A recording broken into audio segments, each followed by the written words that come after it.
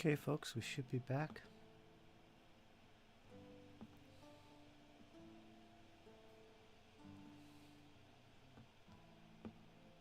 Should be.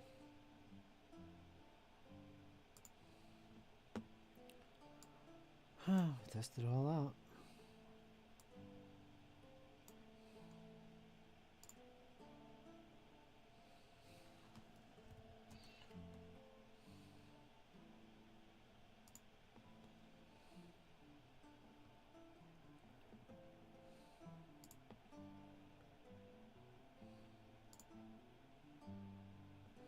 Okay, that showed up.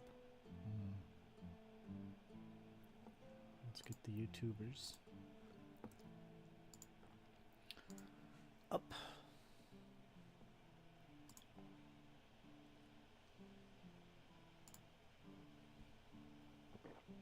Oops.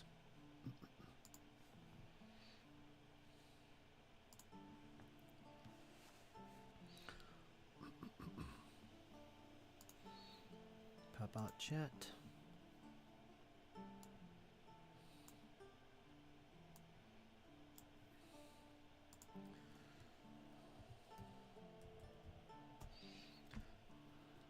Test that out. Not hearing the alerts, but I'm assuming it's coming to my chat ninja. There it is. Why am I not hearing the alerts? Guess I gotta turn it on. Okay, so that seems to be working. Let's try one more. With caps lock. Okay, so that worked. There we go. Alright, so it's all fixed, all settled. I just basically reinstalled it. A new version. So now I can monitor the chat.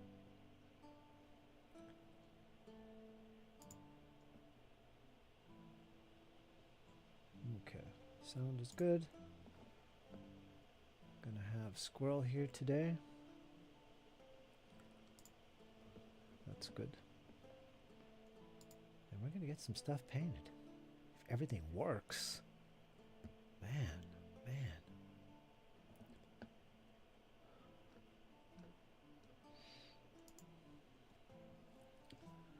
I'm gonna have my coffee all drunk before I even start the session. Oh, there's Squirrel again. That was quick. Little roundabout at the corner there. Grab some goodies. Get some candy bars with nuts, perhaps. Little peanutage.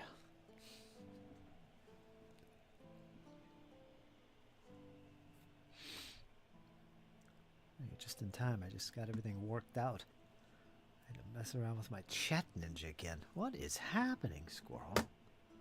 It's a good thing I'm up on this stuff. Oh, I know how to fix it, no problem. Sometimes it takes a little effort, but for the most part, I got a grip on this stuff. So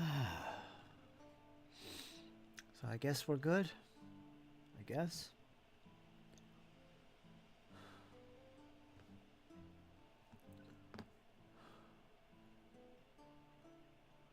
I'll wait for that fish oil to kick in. Can't remember. Can't remember things. There's my vape. Ooh, it's cold. Must be freezing in here. 24 degrees and snowing here on the east coast of the United States, northeast Pennsylvania, to be exact, to be precise. It's fantastic here. Wind isn't too bad at all. About 3 miles per hour winds out there. That's nothing, which is preferred. I can handle it much better. Going out to walk the dog when it's blowing and 20 degrees out, it's cold. Brutal. Just brutal. But yeah, when the wind's not blowing, it's not too bad. I just like to go outside and walk around anyway. Survey my kingdom, that kind of thing. A lot of deadfall down there, man. I got to go down there and really have a look-see at what's going on. All these storms and time. We got a lot of deadfall. Which is good. Because you know what that means. It's going to be a lot of seasoned firewood. So that'll be good. Gonna have to get Jesse up here and bring the chainsaw and just start cutting. Take down some dead trees, cut the broken limbs, they're everywhere. Cut up the fallen trees. And over time, just start bringing it up, store it, cover it, and start using this stuff hopefully next winter. Oh man, if that happens, it's going to be great. I know it's going to happen. That's going to be so awesome. I'm going to be in my element.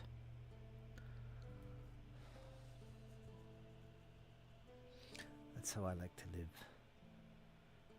Off the land. At least to get warm. And to eat too. Got that garden to look forward to. Yeah, so it's pretty good. Pretty good. I'll take you guys with me and do a little recording as I go around and check out the landscape here. I haven't done it. I'm afraid a bear's going to come creeping up on me. That is an issue. You never know. I've had him right at my front porch. I don't need that nonsense going on.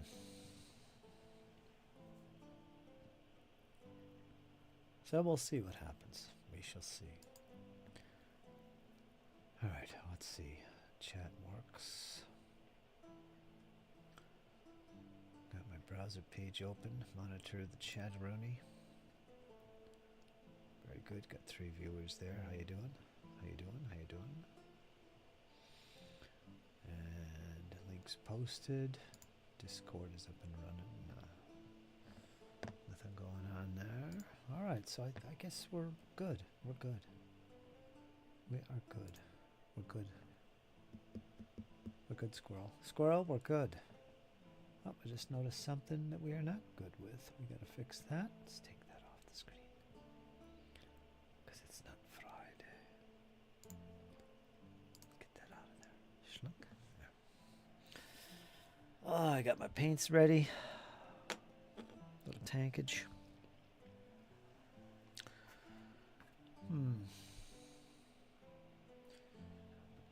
Maybe do a little stippling. We're going to do some stipples. Let me see if I got my stipple brush. Or the brush I like to use for stippling. I don't think I really need it.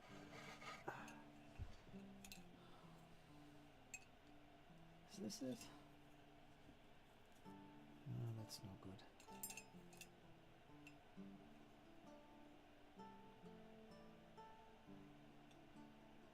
You could take any old brush and cut off the majority of the bristles. The stiff brush is preferred. Let me check this cup out.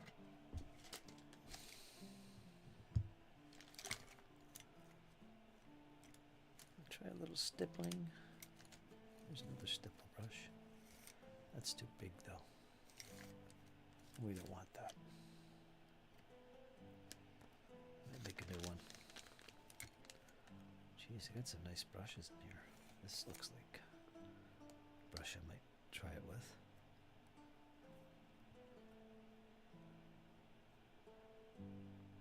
I don't know.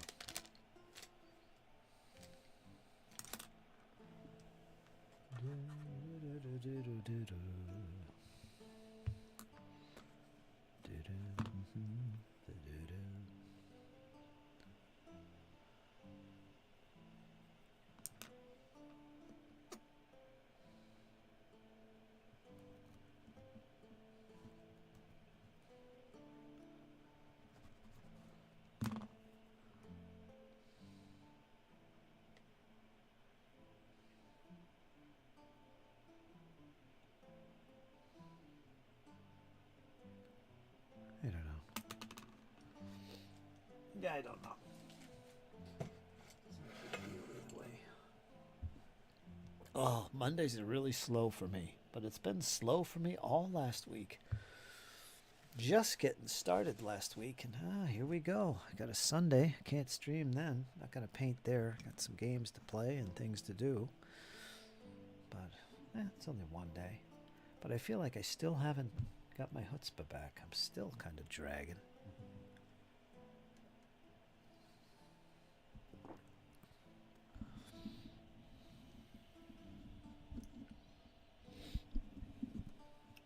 Let me turn this down. Don't like the gain so high. I know you guys have a hard time hearing me. I guess, maybe. Maybe I just need to speak a little louder at the mic. I don't like having the gain up so high because it does pick up all the extra ambience in the room. And I don't want to use a noise suppressor or anything.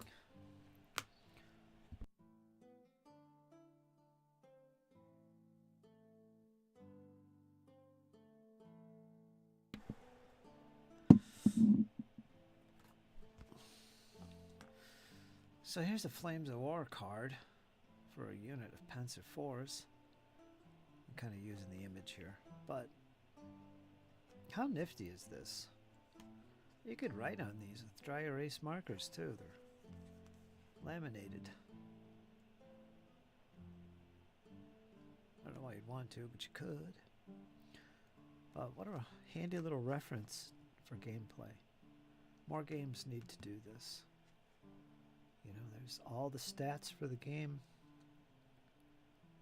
All about this unit right there. Their movement, their weapons, the ranges of weapons, their motivation and skill levels, the numbers needed to hit them from the front, rear, and top and side. Hit on a 4+, careful. Tank unit, bazooka skirts, stormtrooper, and some point values in the back when you're buying your army, putting it together. That's really freaking useful. Yeah, more games need this. You could make your own.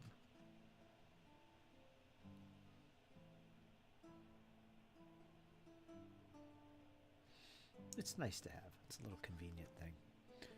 So yeah, pretty cool. These are top quality too. Need more cards like that. More cards. Alright, let's see. I just made a little stipple brush. Let's put that over here if I want to use it. I don't know, but it's there. It is an option.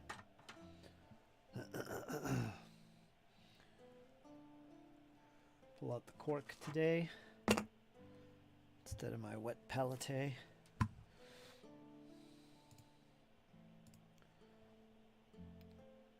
Wow. Oh, let me put this, minimize it. Boom. There we go. All right. So how you doing, folks? What's going on out there? How has folks been? How was the weekend? Do anything exciting? Anything challenging?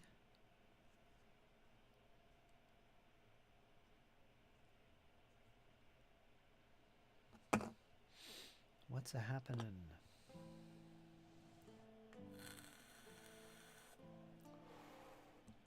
Let's get our optivisor. I think it's charged.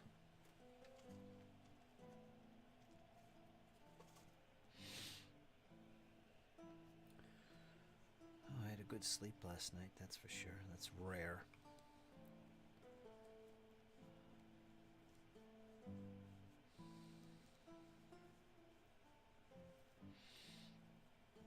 Probably because I stayed up extra long for the game last night. I usually go to bed a little bit earlier. I think it was up, probably didn't fall asleep till 11. I usually go to bed around 4, 5. It's a late afternoon. That's my schedule right now anyway. I prefer to go to bed around 7 or something. Good afternoon. How you doing? The Prussian bastard has arrived. Everybody stand back and gird your loins. Just painting some ultramarines. Oh, awesome ultramarines. I have a good friend painting ultramarines. Of course, I'm doing the Dark Angels and the Sisters of Battle. That's my thing. Oh, I love those Sisters of Battle. Just added some new models to my collection, actually, over Christmas. What are they called? Pentanon engines? Those walkers with the guy strapped in. I think they're Pentanon engines. I got a box of those to go along with the one I already have, so I got 3 of them in all, I believe. And what else? Morgan Vol. Yeah, is that what I got? Yeah, I got her too. A must-have. So that's pretty fun. Thanks for that, Andrew. I really freaking appreciate that.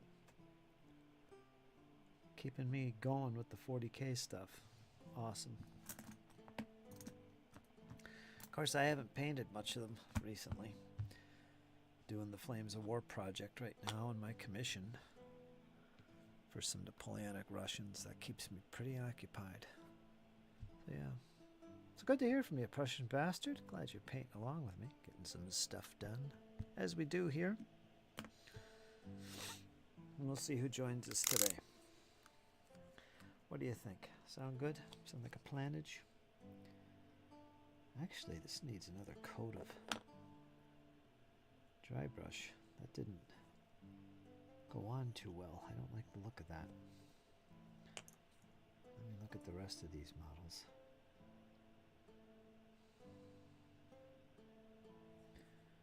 I don't know if it really matters. Some of them are a little shady. That's okay.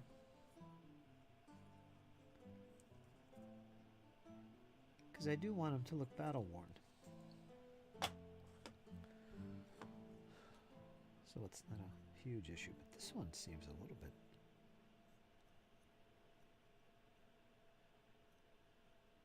due for a little extra. Well, we'll save him for last, I guess. Let's get a different turret. Because I want to move on.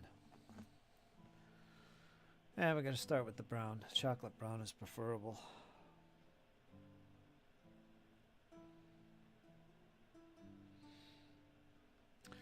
For some reason, I've been using mahogany brown.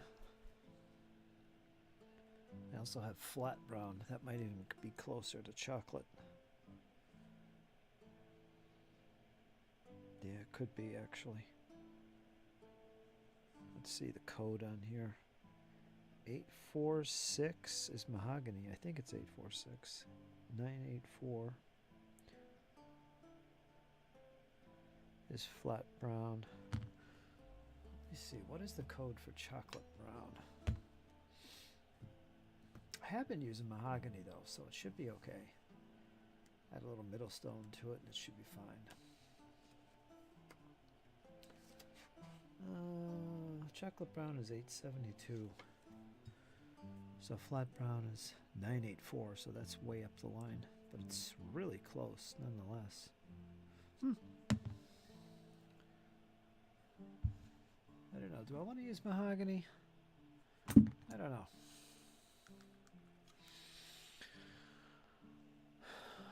Oh, wait a minute. Hold on. Gotta find my mouse.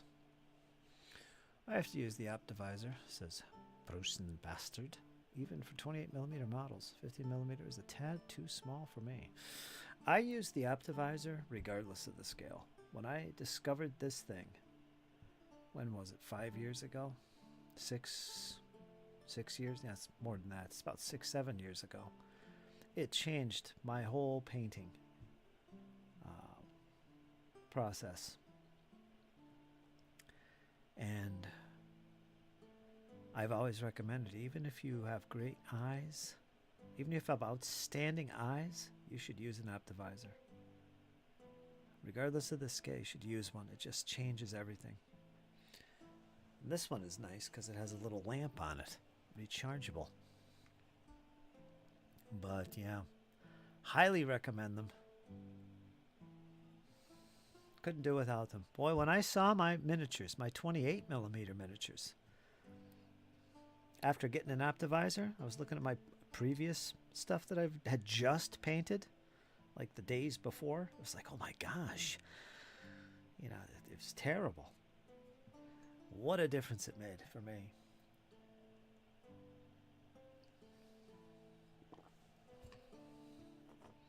Boy, that coffee is a little too rich.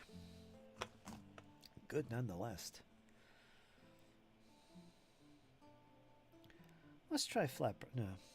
I'm torn. I don't know what to take. I don't know what to use. You know what? I'm going to use mahogany. That's what I've been using in the past. How you doing, Cal? Just starting, waiting for folks to trickle in. Squirrel's out there somewhere. Got to get you guys used to these early morning sessions. It's really early for you, Cal. At 7 in the morning, would you just crawl out of bed? That's pretty early.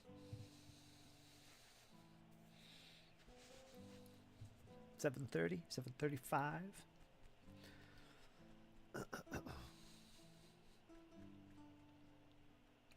I saw the snake.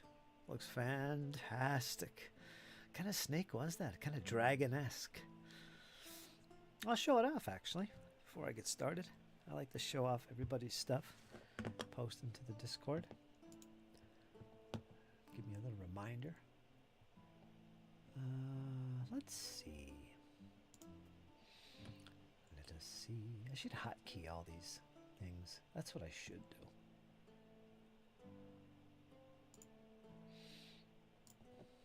Oop. Gotta go to work soon. 35 years of sitting in front of monitors has shot my close-in vision. Oh yeah, I bet it would. I need those optivisors, or there'll be no edge highlighting. Are you using an optivisor now? Do you have one now? Or are you talking about getting one? Let me see what you said here. I have to use the optivisor. I'm assuming you have one then.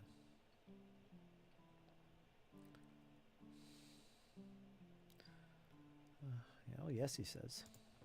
Cal says, two-headed snake, an amphibiana?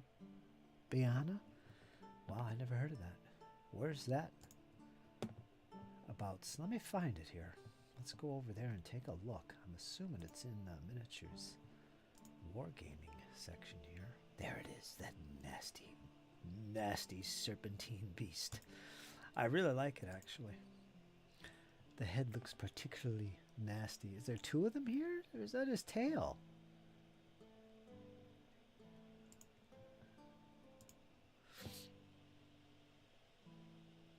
No, you do such good work, Cal. Look at the bases. Look at that, folks. Look at that. Nice greenery here on this base. I wonder what he's going to put on these bases. More snakes, perhaps. Look at the snake with a skeleton and bones surrounding it. Ah, victims of this serpent. Oh, and he pops right off. No, I see that you're putting him on the base. That's pretty good. Yeah, he'd look good on any of those. Very nice. Very, very nice. Let's see. Amphibana.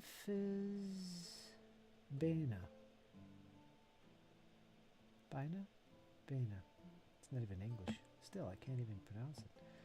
From Dragon Bait Miniatures with 4 base variety for the dungeons, from the Dungeons and Lasers line. That's a company, isn't it? Dungeons and Lasers. To show its versatility. Yeah, very good. I like the little leafy one, the leafy base. One on the far right, for some reason. But yeah, I could fit on any of those bases. They're nice. Anything else to show here that I didn't show? I'll probably show some of Kyle's work. I'm not sure I showed these off. He's doing good. Doing good for his Middle-earth, his MERP. No, it's the role play. What am I thinking? His Middle-earth war game, Lord of the Rings. I don't know what the acronym is for that, actually. Let's see. Winter Warmer. Here's the most recent picture from Kyle. Looking good. He's got to base his stuff, though. No matter how good your paint job, if you don't base it right, if you don't put any basing on it, it looks like shit. I mean, seriously. Please. Finish the model. Do the base. Sorry to say that and be harsh, but that's the truth.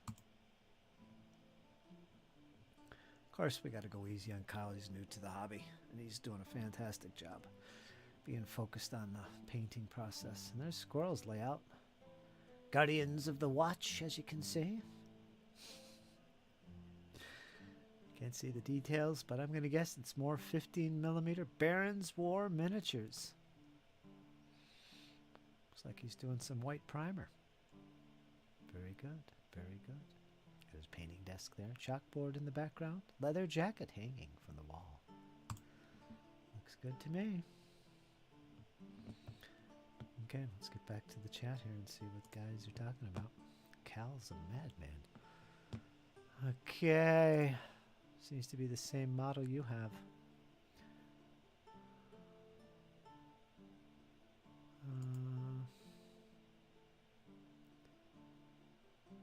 Made up for Egyptian style gaming. Gotcha, Cal. No tail. No tail. Is it a head? What is it? Those Dungeons and Lasers bases are so fun. He doesn't have a base, so you put him on whatever you want then, right? If you want to. Bit more jungle base. I made bases from the sprue last night. Great use of the sprue. Oh yeah? Good thinking. Basing is a definite yes. If he's progressing at painting minis, so be it. Yeah. He'll get there. He did do some basing on some of his models, so I think he's learning the process. Come on. Same model of Optivisor. Ah, okay, I got you. Oh, this is a great one. And thanks again, Squirrel, for sending this along. Amazon, probably what was it, under 20 bucks? I think that's cheap. I paid more for the one that I had before that, and it was junk by comparison. Didn't have a light, didn't have as many lenses, and it broke. The day I got it, the damn lens just fell out of the thing, and I had to use tape to hold the lenses in. So, yeah. Actually, I should probably use that. Give it to Jesse or something. He's so lazy. He needs to buy one of these himself. I should give him the one I had.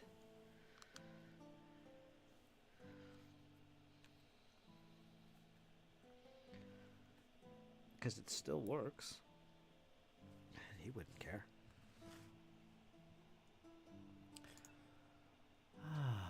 Slithers on any base. Yes, they do. Gotta go, says Cal. You take care, my friend. Have a good one and a safe one at work.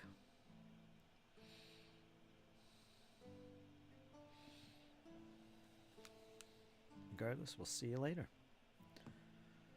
So long, as they say.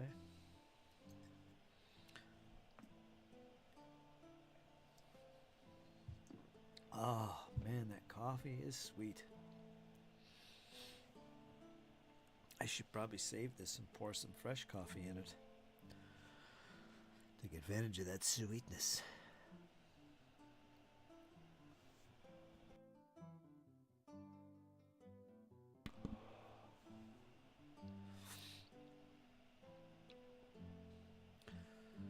So, Winter Warmer Madness is underway. Squirrel is pushing his project. Baron's War goodness.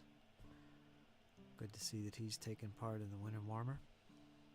I imagine Zaddy is working in her own pace, in her own time, on her massive project as well for the Winter Warmer. All I know is it involves an aquarium. An aquarium. That's right, an aquarium. It's going to be a pretty massive diorama. Oh. It's going to look good in the household / game studio.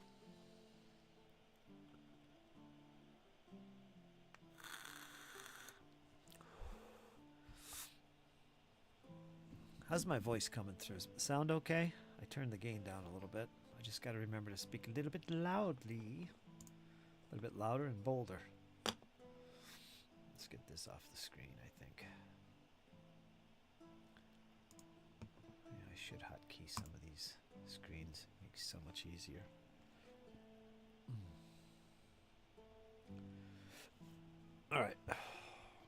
We're going to use mahogany, so let's begin the shaking process. You ready? We're going to do some shaking.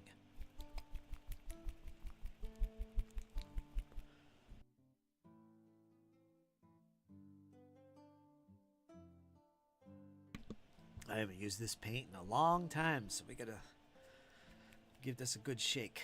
Shika, shika, shika, shika. Sound familiar? Shika, shika, shika.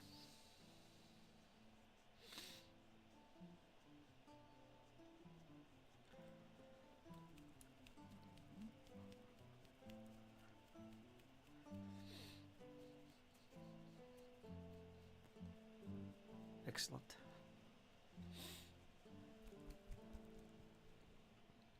Of course, it doesn't really matter, my sound. Some of the things I say on here are irrelevant, so it really doesn't matter. I'm just babbling, literally, to keep the conversation going.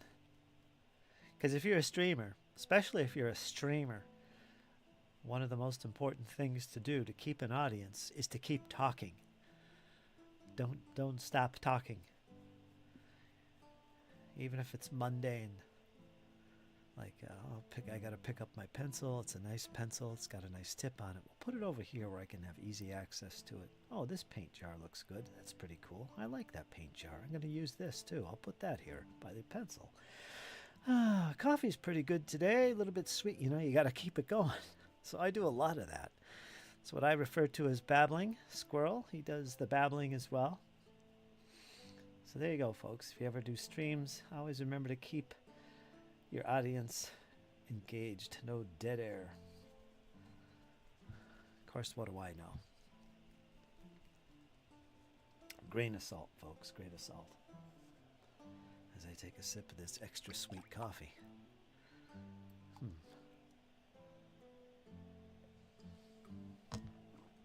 Oh, yeah, it is a little too sweet. I might actually put this in the fridge. I put a little too much creamer in there. Don't want to waste it. Coming through loud and clear. Excellent, Prussian. Excellent. Zadarak, how you doing, Zaddy? Good to hear from you. We're just talking about you and your giant project, the aquarium, as it's known here.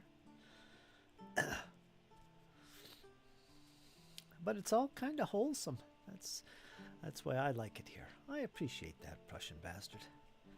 We all need a Prussian bastard in the community, and there he is, the one and only. Up to visor, strapped on, he's ready to go.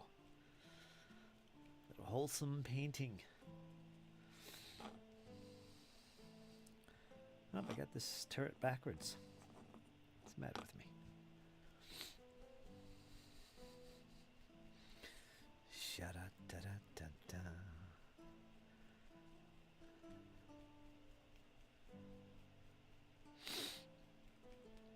Oh, that should be a good shake. Yeah. Boy, that cap was on pretty tight. Yeah, this'll work. This is a good match for chocolate brown. What do you think? Right there. Close enough. I say close enough because this isn't fresh off the factory. There could be some variance in colors in the on campaign or in the midst of battles. So you could get away with different colors, different shades of colors.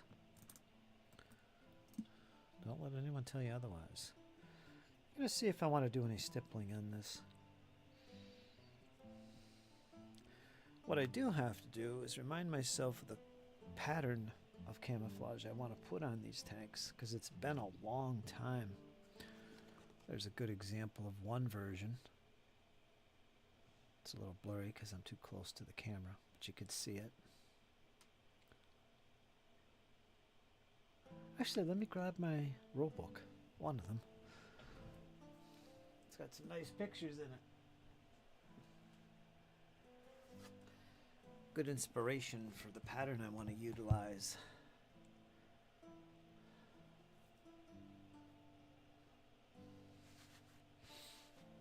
It's like I said, it's been years. And more coffee. Coffee.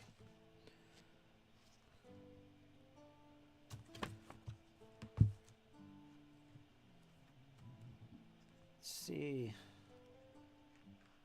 a lot of desert war pictures here. I don't want to see desert war.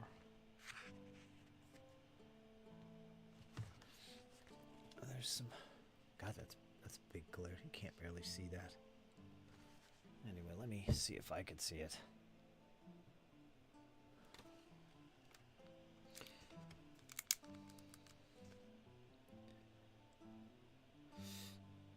The camo is about a third of the vehicle.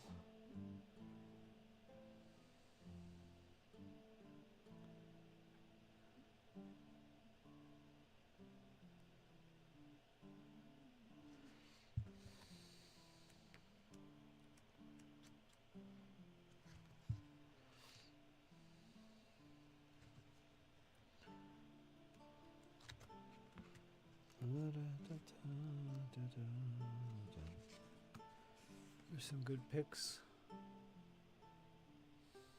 It's pretty much the pattern I'm going after. These little thinner lines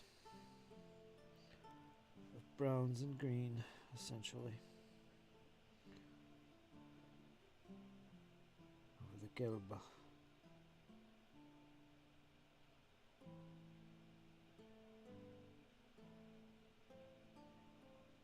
Just want to get the colors imprinted in my brain.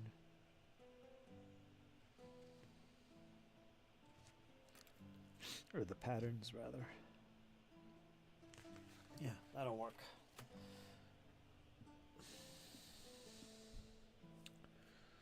My granduncle told me they slapped the paint on their tanks with a broom.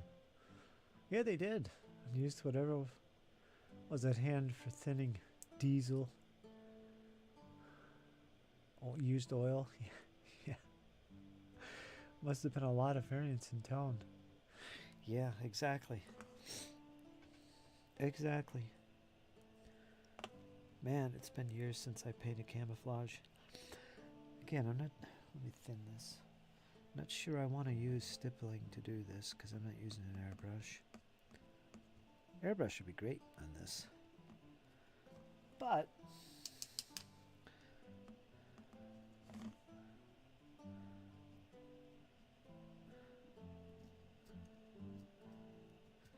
doesn't have to be perfect. In fact, it probably shouldn't be.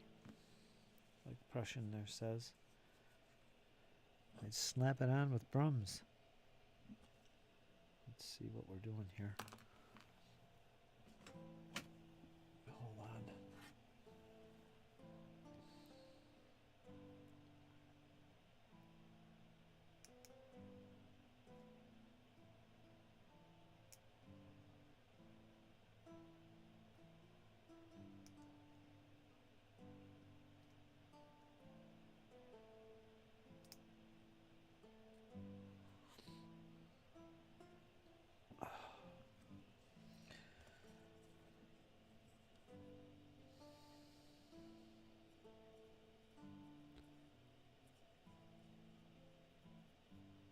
Not sure I want to be using stippling. Maybe. Let's see. Let's do a little stippling.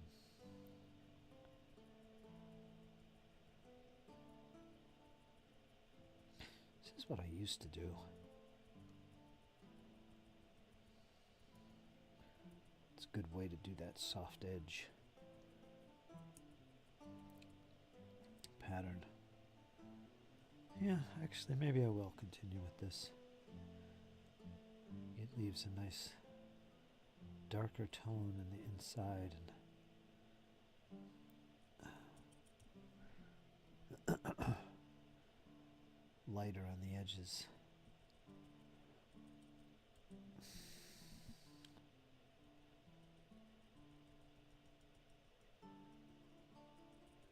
This is going to get a nice wash afterwards, and you won't see all this silliness. This probably could be a little bit more smaller. the bristles. It's too wide. Gotta be a little bit.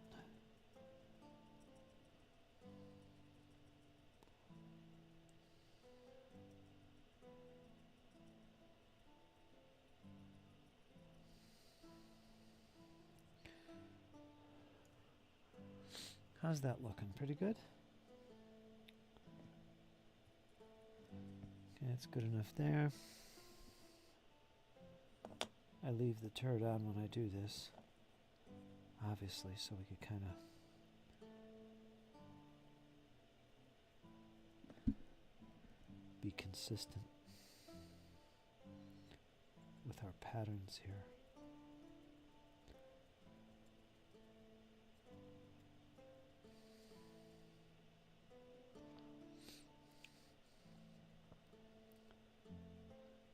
So yeah, that looks great. Looks like it was sprayed on.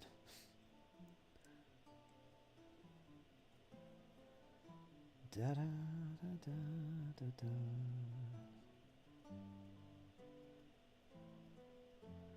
So I'll do all 3 of these tanks today.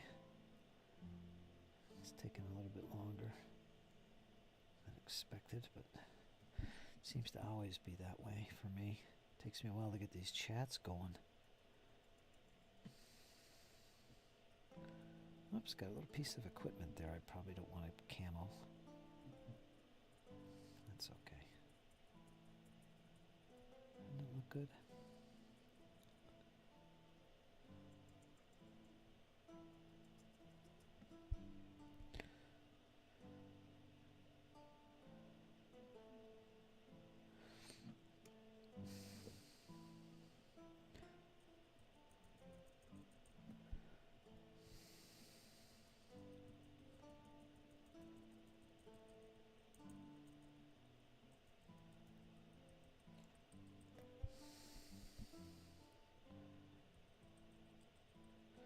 So the idea with this, ideally you want to use a old brush with stiff bristles, and you want to cut it down. You want to make sure it's really short. Like this was an old brush and I just cut off the end of it and shortened it up. So it's almost like a little daub on the end. More daub, the better. And then that's what you use to stipple the paint on. You're trying to get basically a soft edge pattern to your camouflage, which is kind of working here. It's kind of working. I like it. When I weather this and give it a wash, you won't see any impurities. So you don't have to be too precise with this. It doesn't have to be perfect. Of course, you can hand paint it on too. Well, that's basically what I'm doing, but this is a little bit different.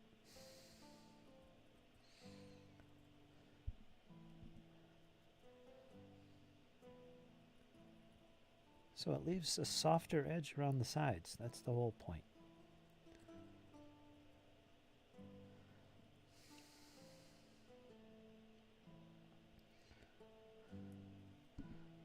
I don't want everything brown here because we're going to do this with green as well.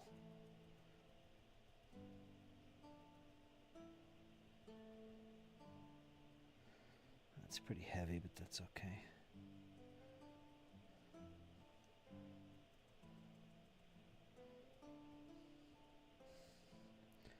Careful, I'm getting a little crazy here.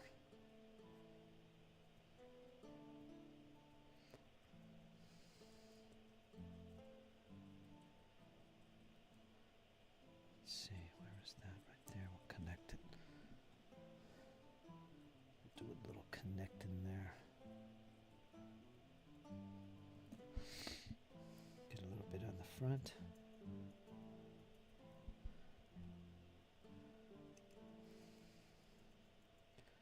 I always found doing tanks easy and very fun. World War II tanks especially. Oh, that looks really good there over the Zimmerman.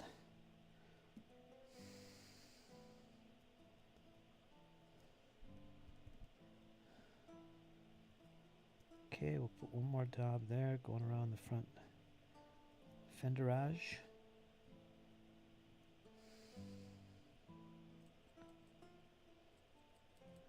Probably shouldn't have put this here, but we're going to do it anyway.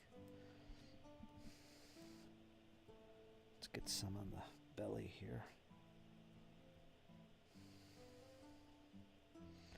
Kind of coming up. I'll look at the chat in a minute here. Just want to finish all the brown on this one. Come on, let's get a little more in the nooks and crannies here.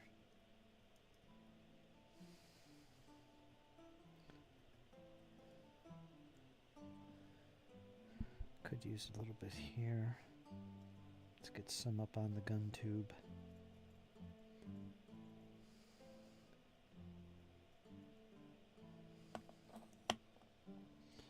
Let's get some of that gun tube going.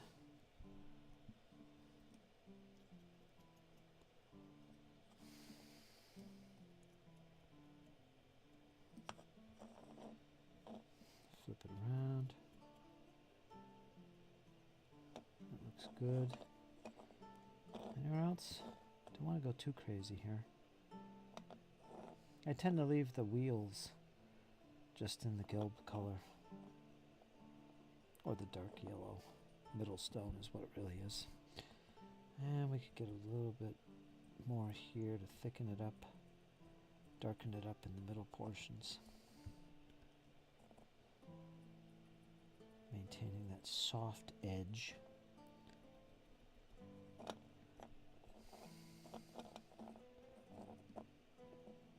Yeah, it's pretty good. Yeah, see, this is too long. You can see my brush, it's a little too long and it starts to fray. You don't want that because then it just starts leaving little thin lines around your tank. There you go. What do you think? Pretty good? That'll be the brown. Let me see, do I need some on the back here? I do. Let me do a little bit here. Let's see, we'll put it over the exhaust. Actually, the exhaust needs to be painted. It's got an oxide coating on it. So it's got a little red. Yeah, I don't want to go crazy. So, there. Clean the little brush. Trim off any excess little bristles that came off. Actually, I should trim the whole thing down a little bit. Imagine a little sponge type brush would work good for this too. Anyone ever try that with stippling? That might actually work really good. All right, let's look at the chat. It's going to take me forever to do this. Sound is fine, coming in loud and clear. Good morning, says Zadarok. Wholesome, I read all this. Mike Granduncle, Diesel, yeah, I read all that. Must have been a lot of variance in tone. Oh, it's just the Prussian bastard. Gotta make some tea. Grab a bite and give Doggo his eye medicine. Okay, all good. Maybe cuddle the wife. Wow, wow. A little too much details there, yikes. Back in about an hour. Half an hour. All right, take your time, Prussian bastard. Take your time, enjoy. Life's about the process, not the end result. Not the destination. It's the journey. Shoobity-da-da-ba-da. Doop-doop-da-da-boo.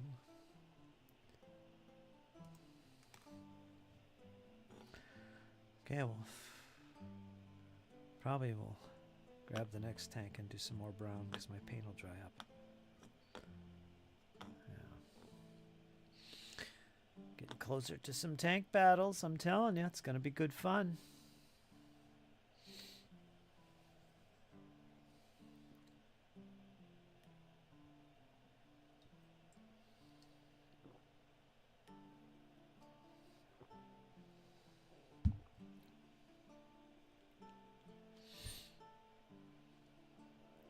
Excuse me.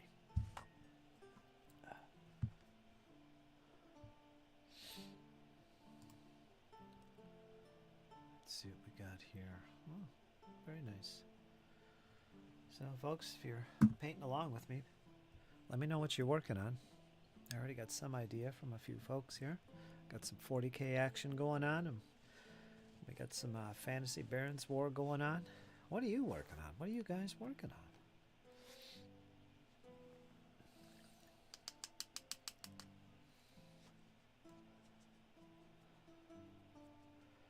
And if you're doing the Winter Warmer Challenge, why not?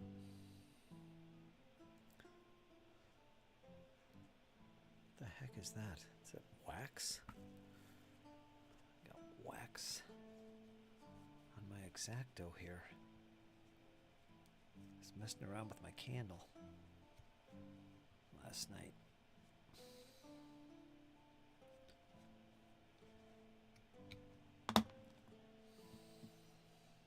As I tend to do.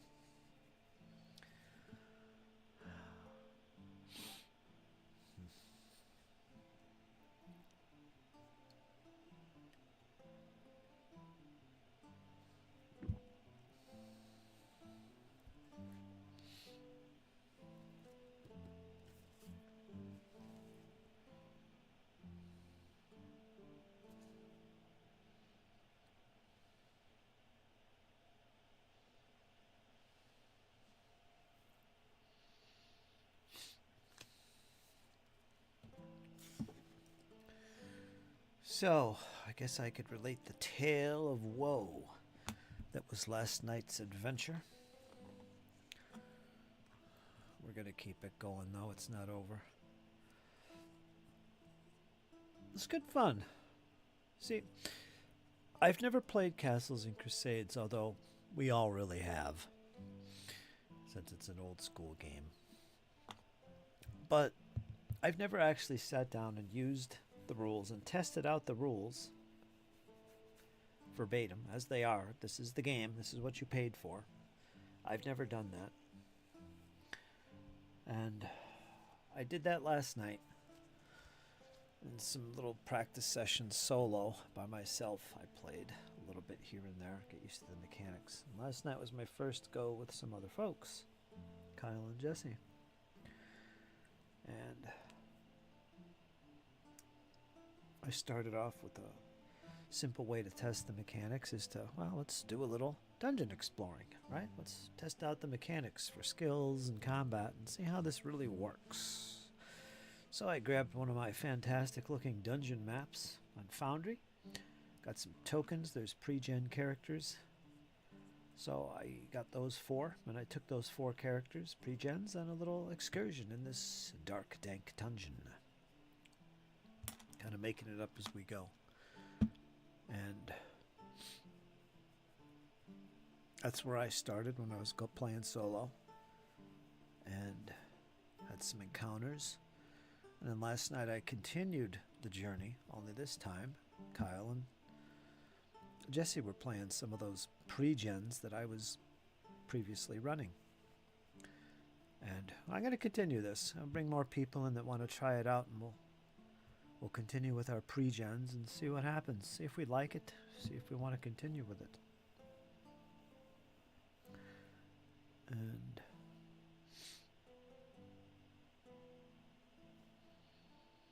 there's a halfling rogue who's quite good with the light crossbow. Really good. There's an elven wizard with keen eyesight.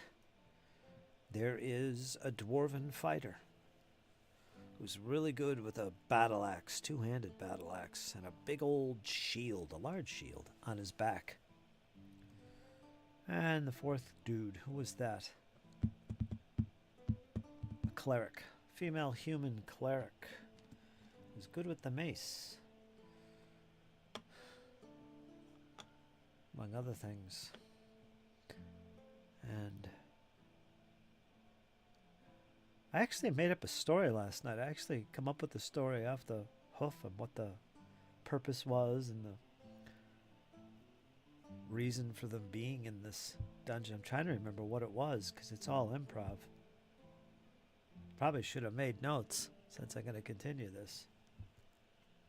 Let me think here. What was the whole story here?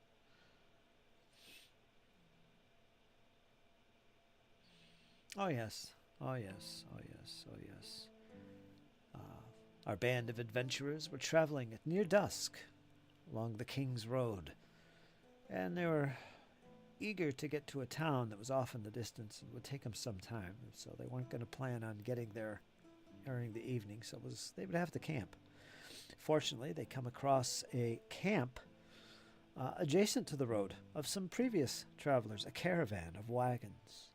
And as they drew close, all of a sudden, the people that had gathered at this caravan come tearing out after them, not aggressively, but eagerly, calling upon the heroes, "Oh, help us, please help us, our children, they've been taken from us, there in the ruins across the way." The heroes looked and they saw that about 200 feet away from the road, the campsite, was an old set of ruins, a tower, with stones shattered all around its base from what was once a very tall tower. Evidently, the kids were playing there and went missing. By the time dusk arrived, they're nowhere to be found. They've been taken, kidnapped, they fear. So the heroes, being heroes after all, or want to be heroes, one day they'll be heroes, decided, okay, well, let's investigate. We'll see what we find and bring these children back to their parents and family. And off they went. And they went to this tower.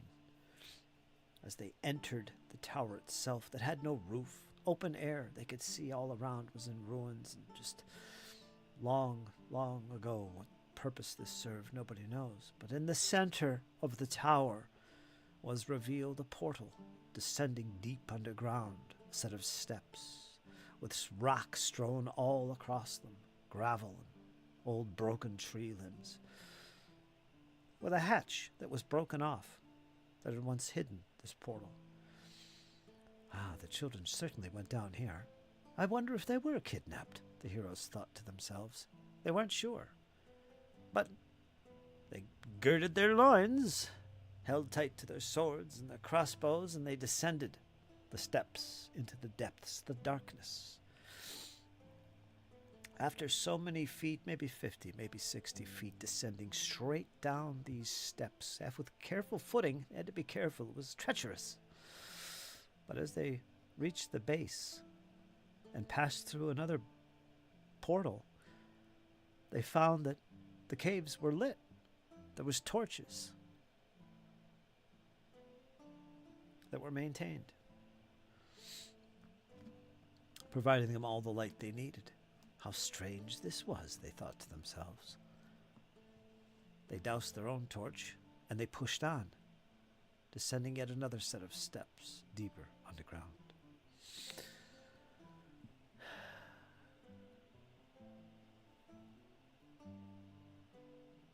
As they passed through a doorway, they entered this one chamber, kind of oblong, maybe 30 by 20. Nothing really of interest here, empty. But they could see everything was covered in dust and dirt and grime, except the footpath that led to a set of steps leading to the west. The dwarf was the eagerest one to lead the way, and he said, "Come, let's follow. This is the way to the children. We'll find them." And he eagerly led the party down that set of steps. It was here that I made my first little die roll, because little did the party know that there was not one, not two, but 4 goblin guards lying in wait in the shadows, hiding, 2 on each flank of the party, or the set of steps that the party was descending, armed with rusty blades. The goblins had heard them coming and decided they'll hide in the shadows and ambush them. see what treasure they might bring the goblins and their tribe. At least that's what I was thinking. So what I did at this stage, the dwarf was heading down first, and the others were following close by. Let's see, I did make a die roll, and this was the first of the game. It was one of those siege engine rolls, D20. I'm trying to think what it was for. Because there is no things like perception checks or skill checks. There's no skills by default in the base of the game. There is none. Anything and everything that you do either happens or it doesn't, or is determined by a die roll at the castle keeper or GM's discretion. So in my case, I wanted to make a die roll, and this was something to do with perception, which in this case would be a wisdom roll. I wanted to know if the dwarf specifically would notice, hear, smell, or sense the presence of the goblins. And normally, I think the player would have to do something to merit some kind of die roll of or whatever. I'm playing this part solo. So I just assumed that either he was paying attention, or because of his animosity and experience fighting goblins, maybe he would pick up on their presence. So I decided a die roll would be appropriate since they're about to launch an ambush. Would he notice them before initiative was rolled or surprise was checked? So in a way, this was a weird roll because it's almost like a surprise roll, which is a wisdom check at the start of a combat, which is really what this was. So I guess this was like a surprise roll for the dwarf, because I don't think the party would be ready. So this was to see if the party would end up becoming surprised or not, I guess. I don't know. It was just a die roll. So I made a wisdom roll based on the dwarf. He's not very good at it, I don't think.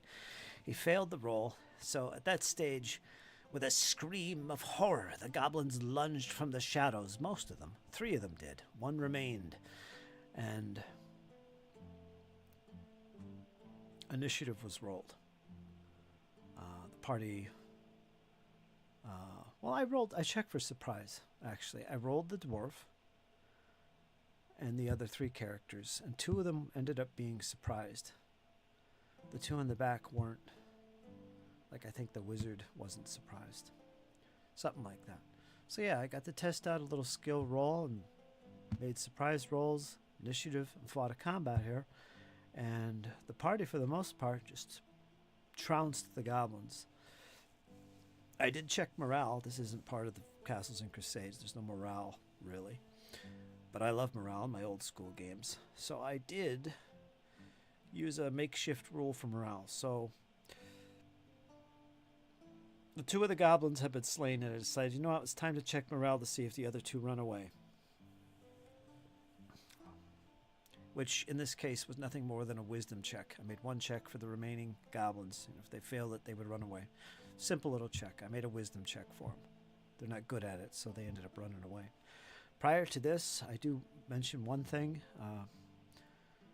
The wizard did cast a spell, Dancing Lights, and what he did is he made appear in the distance, maybe 15 feet behind the goblins. He had this faint glowing image of a humanoid appear, so it wasn't separate little glowing balls, it was just one image, which you can do with the spell. And basically I described it as, it looks like it could be a large creature, like a ghost, a spirit, and it's reaching towards the goblins aggressively, not trying to interact, but just looking threatening. And but the surviving goblins would not have none of it, and it wouldn't matter anyway because they failed the morale because half of them were dead. So that was pretty interesting. So I got to try out some magic, and then the goblins ran away. The party decided not to pursue, and instead looted the bodies and looked for clues toward the children. And once they looked around, they were actually found themselves in this little round room. that the steps had led them into. And there was a doorway, a portal, to the north. And that's where they headed. So we'll pick up with that later on. And that'll be the next encounter, perhaps. The next encounter was actually pretty fun. So yeah, that was the first encounter. Got to try some combat, initiative, surprise, little skill rolls here and there. Did some magic spell use. Very cool. I liked it. It flowed pretty well. I think Castles and Crusades' strong point is that it allows you to be creative without the stricture of rules. It has this fantastic game mechanic called the siege engine, which is used to basically decide the outcome of anything and everything. Although combat has a slightly different take on it, but everything else is that siege engine. So there's no use for skills, there's no use for feats, there's no use for any of that stuff. You really don't need it, which means you don't have to look up stuff. You don't have to stare at your character sheet and synergize various things to come up with something unique and creative. You can just use your imagination. In fact, you have to use your imagination with this kind of game. You have to be creative, or it's boring, and you probably won't last long. So that's its strong point. And everything that you come up with can be resolved through that siege engine, which is a d20 roll with various little modifiers against the target number. That's all it is. So in that respect, it's fantastic. I really like that. I think the author could present the siege engine mechanic better. I feel like it's a little too loosey-goosey in its modifiers of the target number. But you get the gist of how it works.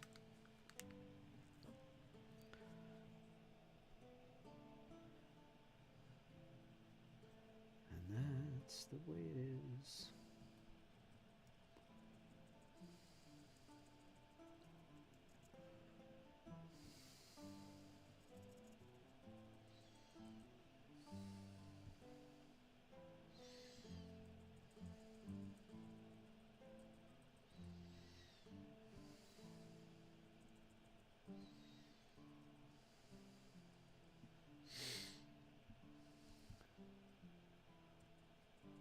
Darn it. My paint's drying up here. Now let's spread it out here.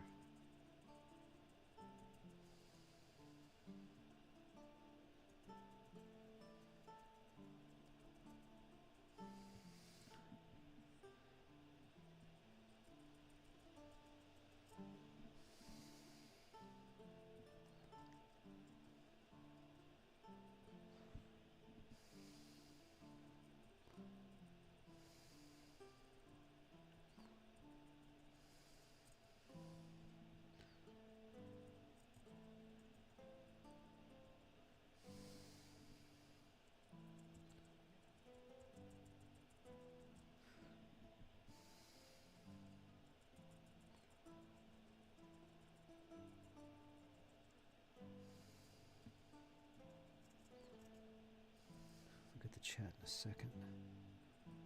Getting all focused. Got the focusedness going on here.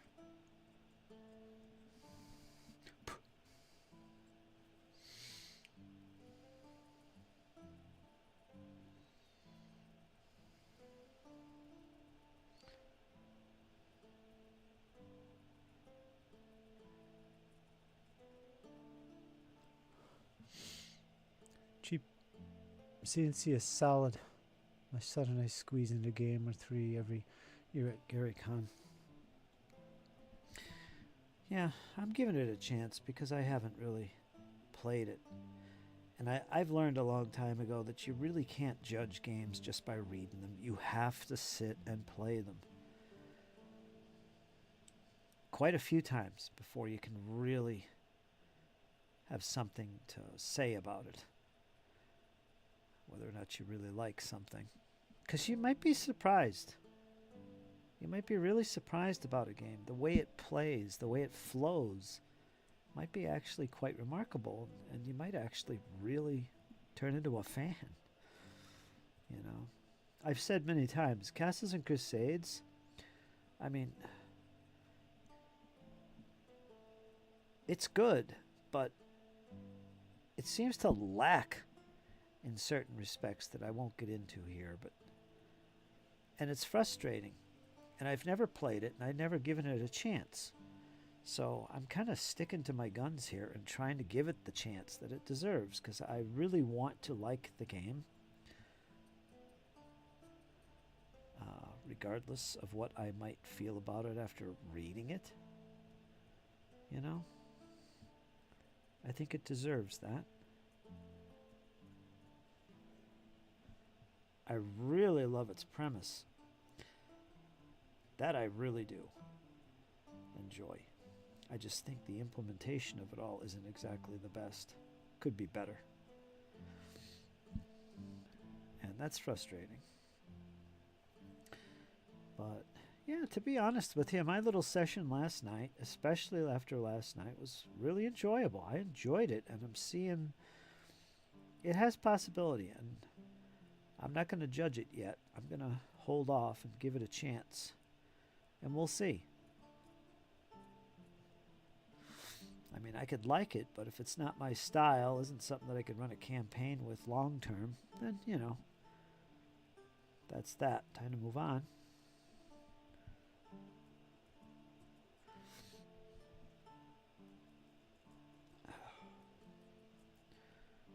Something else I really enjoyed about it is how easy the game is to learn and pick up.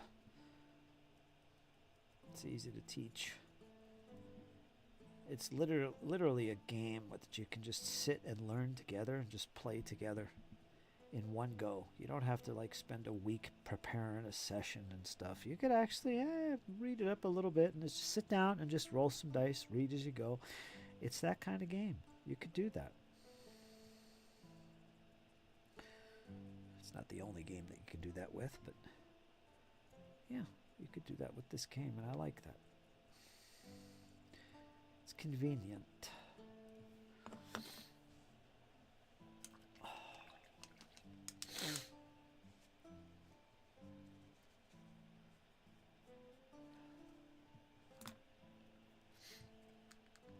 One of the reasons I like it and want to like it more is because it's a free-form type of game.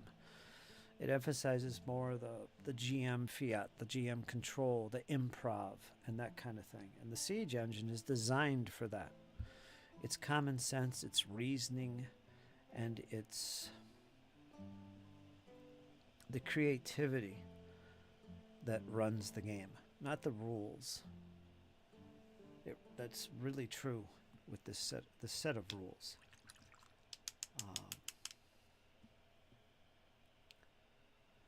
And if you're someone like me who's played games like Pathfinder that are very methodical and very much rules oriented, it contrasts quite well, I have to say.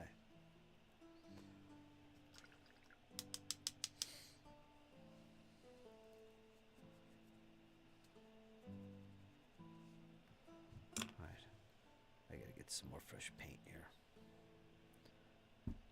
I prefer a much more free-form type of game.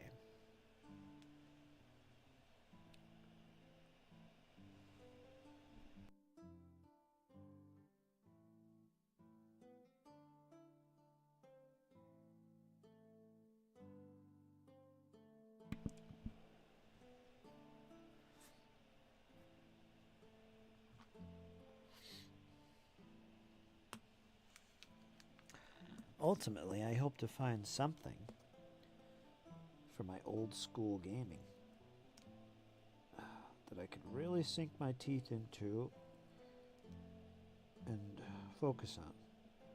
Because I don't like bouncing around with different games and rules and playing one-shots all the time. I like to focus. I think you maximize your enjoyment that way. That's my opinion. So, Castles and Crusades, I've always wanted to... I wanted to be that type of game. But like I said, it lacks in certain things I look forward to in old school gaming. Because it's essentially trying to take old school theories and it's trying to apply them into a modern age with modern mechanics and make it work and be attractive to modern audiences. And yeah, that's probably a good idea. And I think it does that. I could see how it would interest 5e fans. And there's other games that attempt to do that. It's the very same thing. You know? So it's not unusual.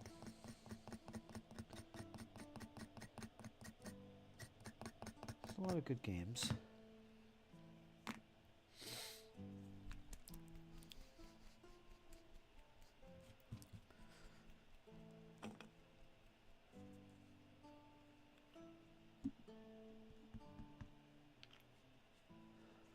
But that said, I have to add the whole class level thing. You guys know how I feel about that. I am not a fan of classes and levels. So there's that too.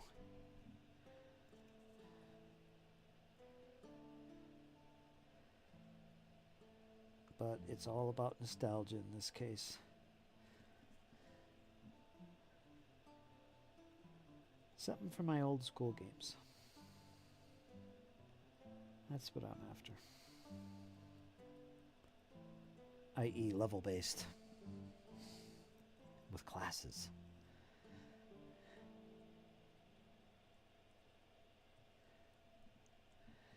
Da da da da da da da da.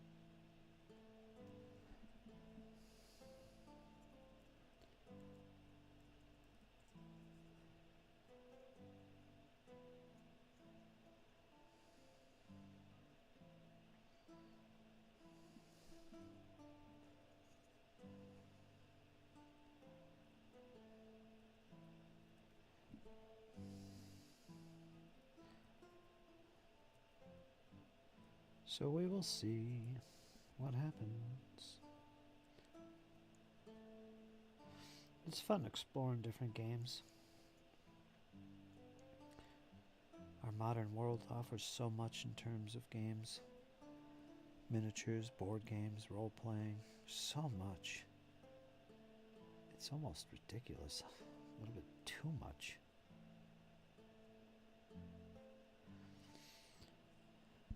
But it's nice because There's so much to explore. And like I said, it's all about the journey and the process. We should enjoy that. Could be great fun. It's easy to get overwhelmed. Oh, I could never play all these games. Why do I keep buying them? There's joy in buying stuff and collecting. That's a thing too. The best part is being able to play all these different things and trying them and exploring and eventually maybe settling in on something.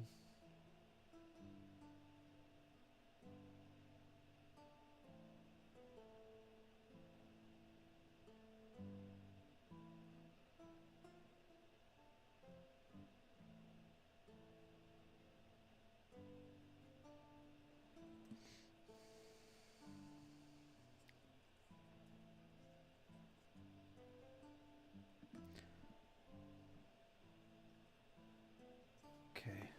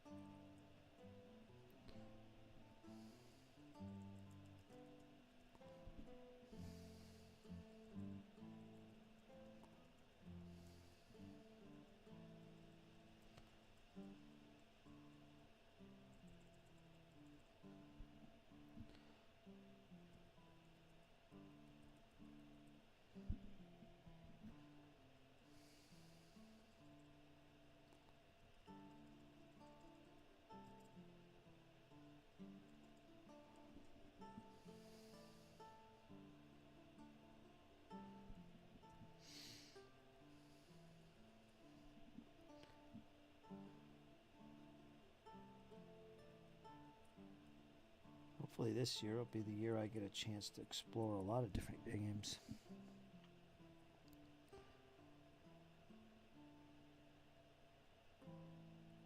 I've got a lot of stuff I've collected here that I haven't been able to do anything with, including Castles and Crusades, for so long.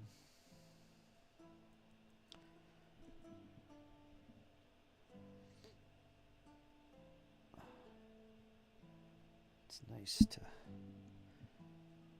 actually see that I have time and a game room to work with and can explore all these different things.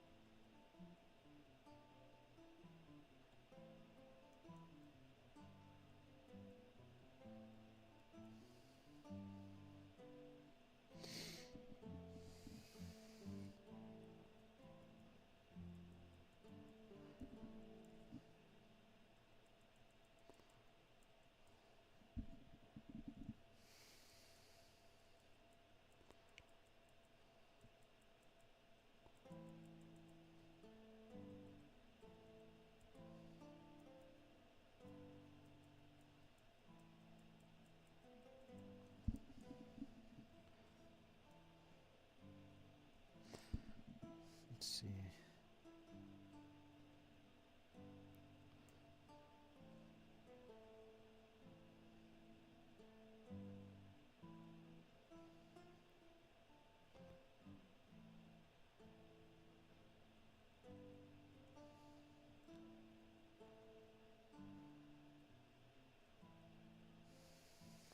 Okay, I'm gonna have to refresh the paintage.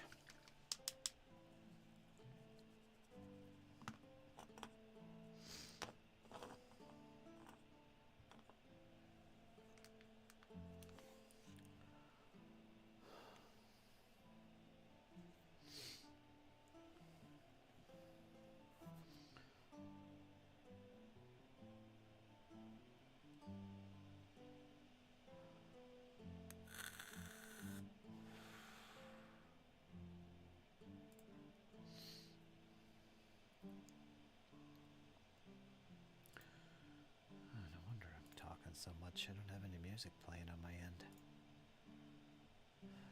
Nothing. Nada.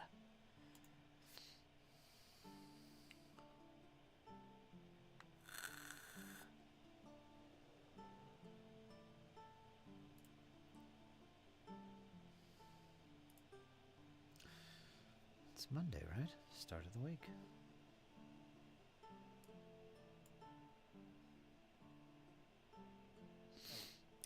$25.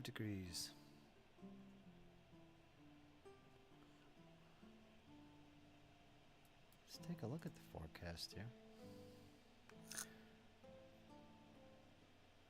5-mile-per-hour wind, 81% humidity. Yeah, it's snowing. It says heavy snow. Ooh, 13 degrees tonight. 16 degrees tomorrow night. 14 degrees the next night. 18 degrees and then 19 degrees. So it's going to be deep freeze at night. Wednesday is looking particularly cold. 19 in the day and 14 at night.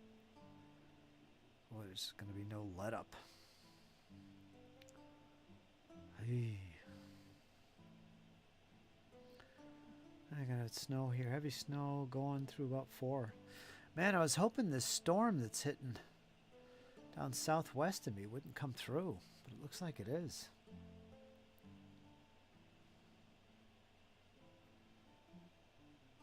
Curious, squirrel, you getting snow out there? You getting hit with the snow? I'm going to say you're probably not. Maybe you are. Yeah, look at this map a little bit better. Let's see. Let's zoom out a little bit. Yeah, southern Ohio, a little bit.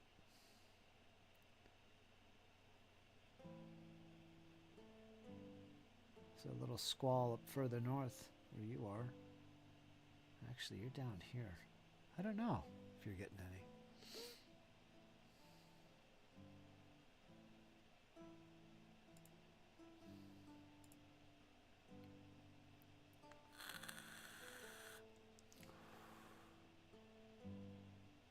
Of course, we shouldn't be surprised, right? It's winter. It's going to get cold. Yeah, it's going to get cold, especially at night. A lot of nights in the teens. Oh, yikes.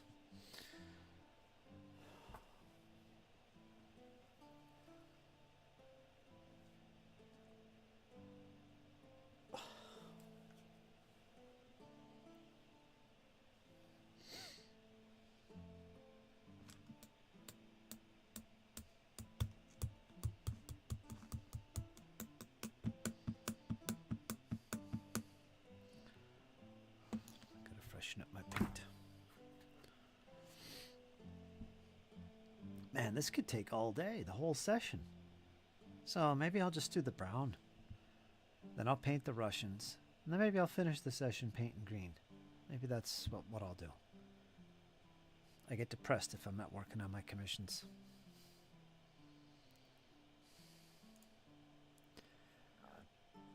Zedrock. Yes, we got about 3 inches overnight. Nothing big. And it is cold. Yeah, we're getting it now. Jeez. It's not bad, though. I actually look forward to going out and doing a little shoveling. I like being outside. I like being out there in the cold, brisk air for some weird reason.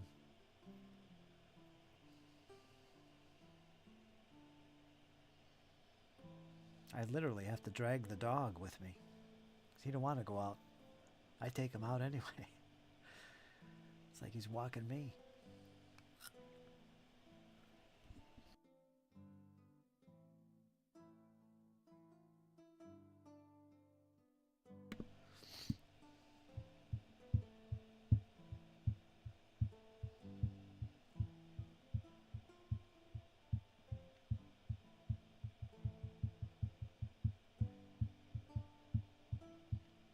As long as it's not a wet snow. This strikes me as being a dry snow, since it's so freaking cold.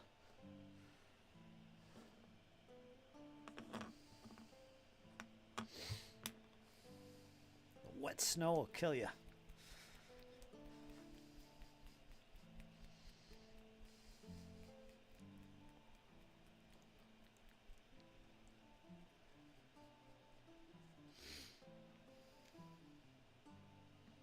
It will drop you. Keep Squirrel bundled up and in the house. He's not going to function well out in that cold, deep, wet snow. It's not good.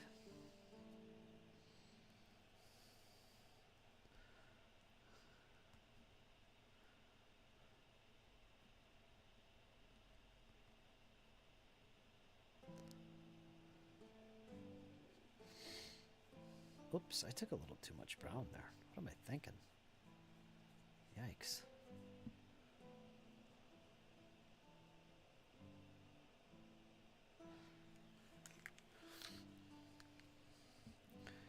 Where do you usually go walking? Zaddy, is there any place there I can... Is the neighborhood pretty nice? Lots of trees and forest and streams, bridges, all that kind of goodness.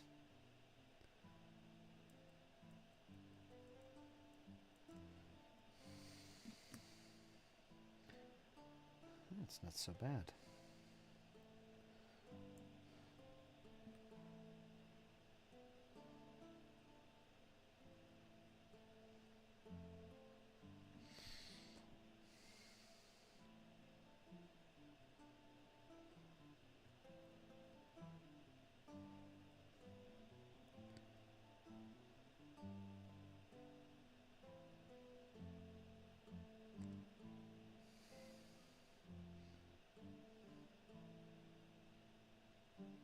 Unterhasuk.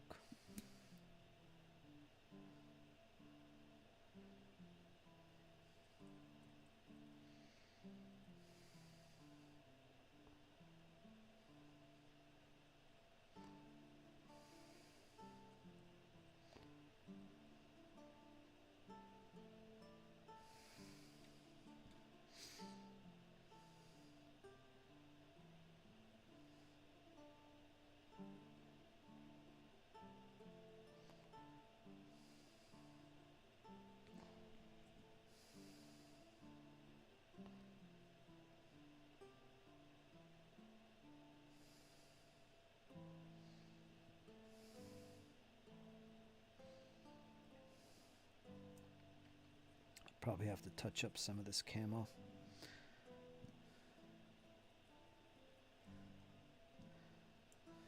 Don't want it to look ragged.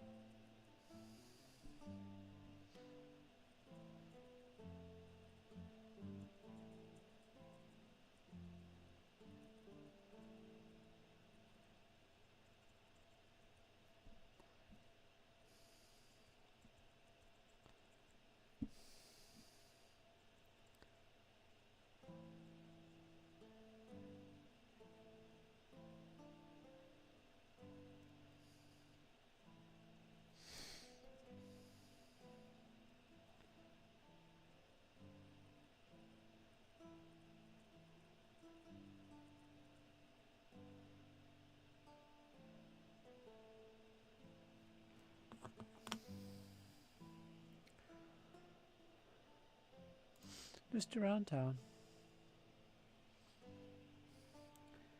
Downtown. Do do do do do do.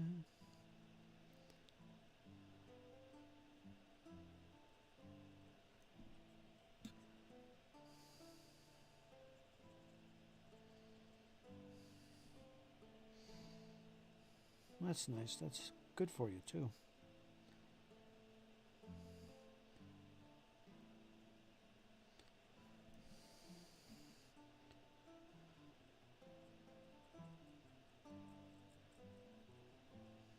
Probably a challenge for you, too, Zadarok. Your back isn't in the best shape, I believe. It's your back, right? Gramps.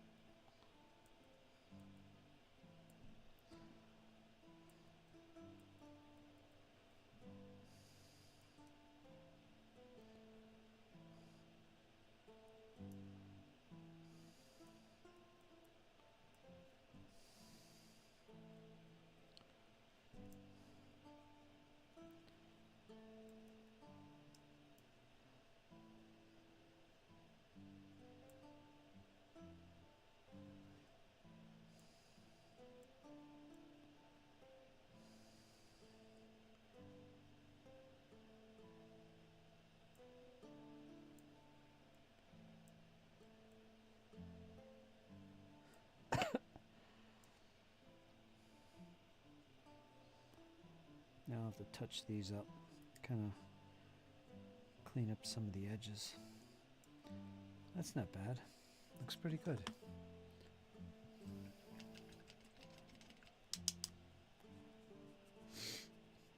And I took too much brown, so I'm going to put this back in the old tube.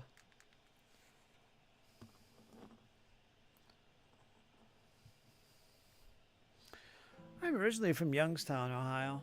There's an amazing park called Mill Creek Park. Before my body gave up on me, I spent uncountable hours walking it during the winter. So it's a little bit of a nostalgia trip, too.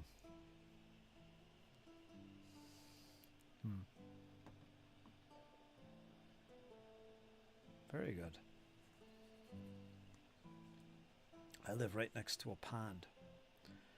And a lot of people love to walk this road and walk down to the pond. And there's a little walkway pier that you could stand on and fish and all kinds of things. It's quite popular. An old dirt road goes all the way around the lake, at least the one side of it. The other side, the side I'm on, is residential. There's no paths. No road or anything on this side. But it's beautiful. It's absolutely astounding. I could show you pictures. I don't know if I still have them. Somewhere, probably on Facebook I have them. Beautiful pictures that would knock your socks off from the fall. In fact, you could go on YouTube and look up Griffin Pond Reservoir. Griffin Pond, Pennsylvania. And you'll find people putting out videos of drones just dancing around the whole neighborhood, particularly the pond itself, which is beautiful. Might even see my house. Boom. Because I'm right there. I live on the pond. Surrounded by woods. Yeah, you could look that up. Griffin Pond Reservoir. Griffin Pond, Pennsylvania.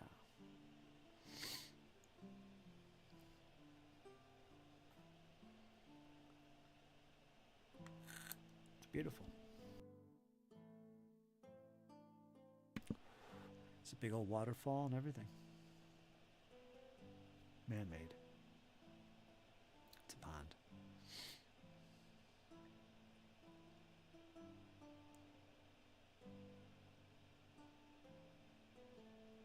So I'm going to let these dry.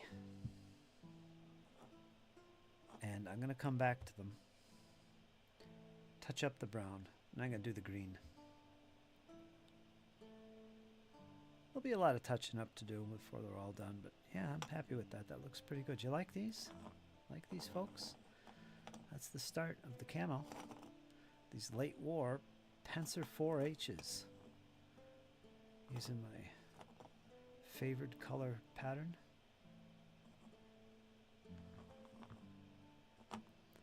Next will be green. We'll do the same thing with the green. Vallejo reflective green. Up before that, we got to work on commission stuff. I got to open up my browser here and research something real quick.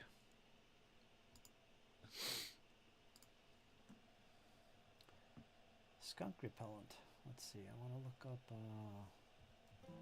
Napoleonic Russian Jaeger images. Excellent. Just what I needed to know.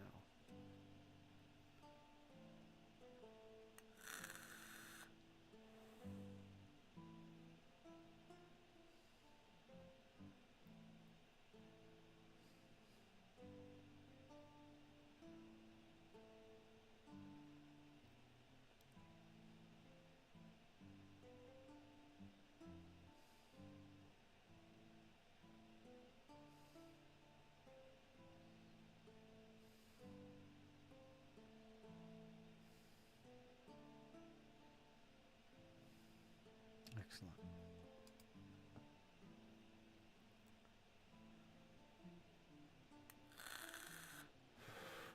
Boy, Google image search can be so useful if you're a painter. Just a quick search of images. You can find all the painted miniatures, reliable stuff, contemporary and otherwise, paintings, plates. Saves me a lot of time going on my bookshelf or reading through blogs and all that. Because I've researched this stuff before. You shouldn't have to do it every freaking time. You lose your mind. I'm going to do shako chords. Do some shakos. I'm going to use our little thin brush.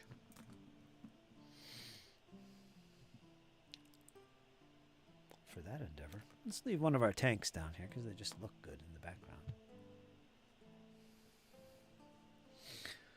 Ah, beautiful.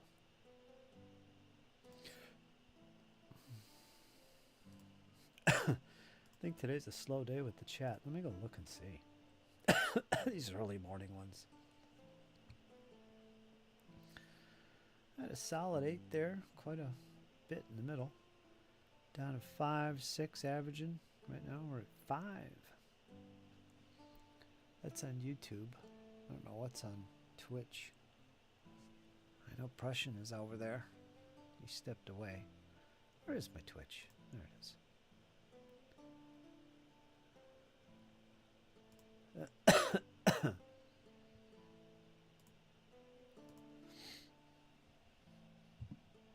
First, I'm going to step away for a minute. I'll be right back. Hold the fort down, Squirrelage and Zaddy. The fort is yours.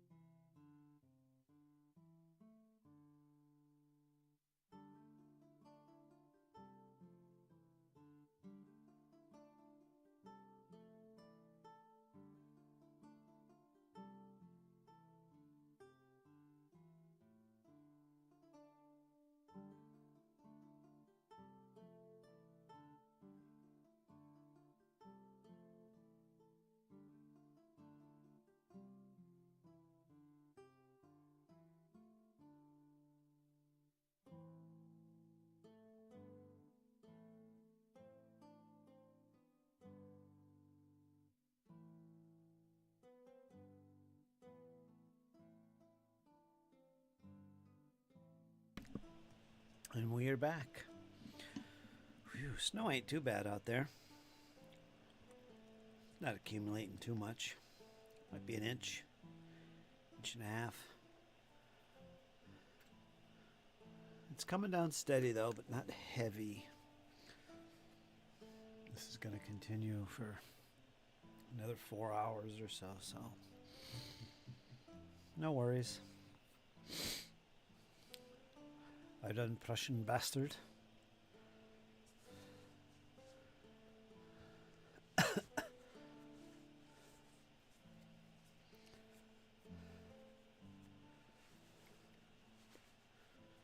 Glad to have you back for some wholesome entertainment.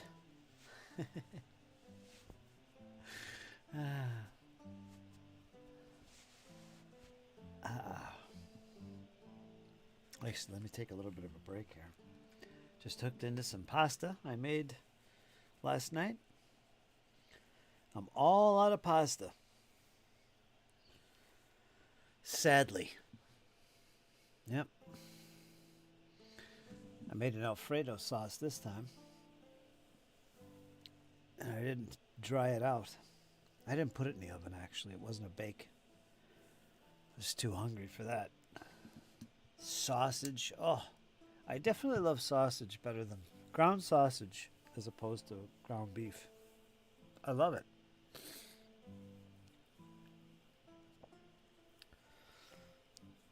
I think I prefer it.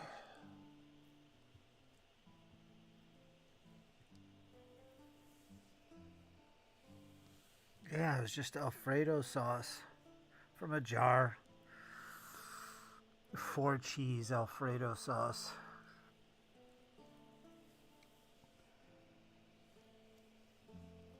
And I added sausage.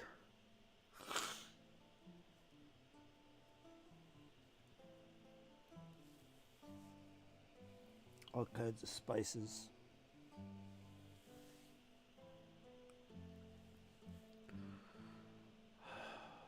Some kielbasa too, because I just love it.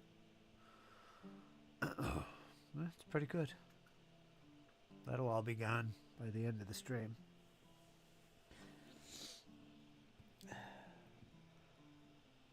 Damn, I'm almost out of baked potatoes, or potatoes too. Jeez. I just bought groceries 2 days ago. They forgot my potatoes. So I gotta buy them again. Pasta is my fave. Unfortunately, my wife prefers potatoes. I love them both. Baked potato, oh my God. So good. So many ways to eat potatoes.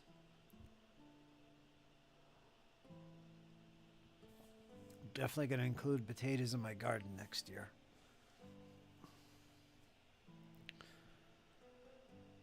Good old russet potatoes. They get big. You could have a whole meal centered around one giant baked potato. I eat the skins and everything. I get them all crispy. Cover them with butter and salt, and they get so crispy. Just eat the whole thing. You can put so many things on them. Yeah, I think pasta's my favorite. What's the other one? Fried ramen. Not the healthiest thing in the world, ramen. Or pasta in general. But as long as you make it yourself and as organic as possible, yeah, it's healthy. You're not going to get fat eating that stuff. I like to fry my ramens. All kinds of oriental seasoning. I eat that a lot. Sometimes I put potato in that.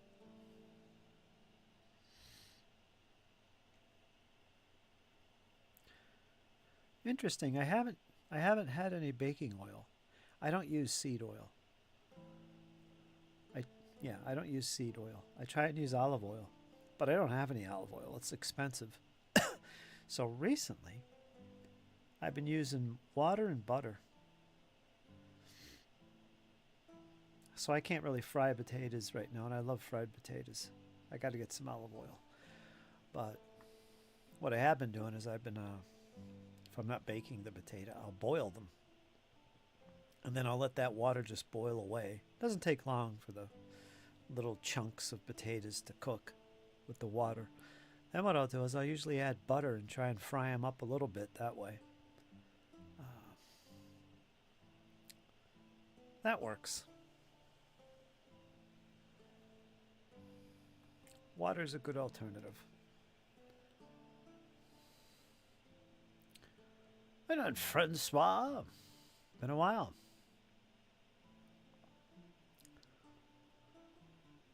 Two hours after eating potatoes, I get hungry again.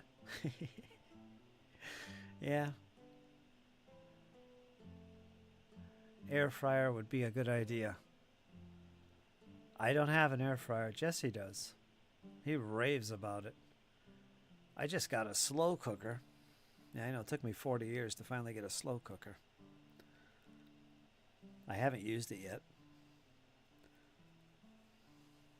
Got a bread machine, slow cooker, a juicer, a blender. What else did I get? Brand new, and I haven't used any of them.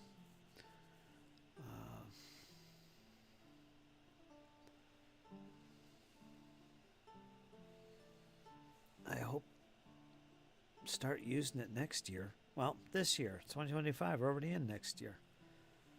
Do some bacon.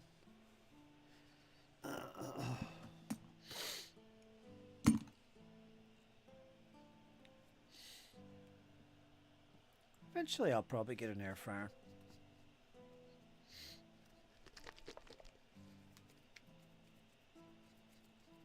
I got a little... I got more than a little. I got a couple ovens, but one of them's a little toaster oven. I don't have a microwave. I do, but I don't use it. I use a little toaster oven. And it's big enough. I could cook all kinds of stuff in there. Could even bake a cake if I wanted to. I use that a lot. That's where I make my potatoes and French fries if I want them. Crispy fries, as I like to refer to them.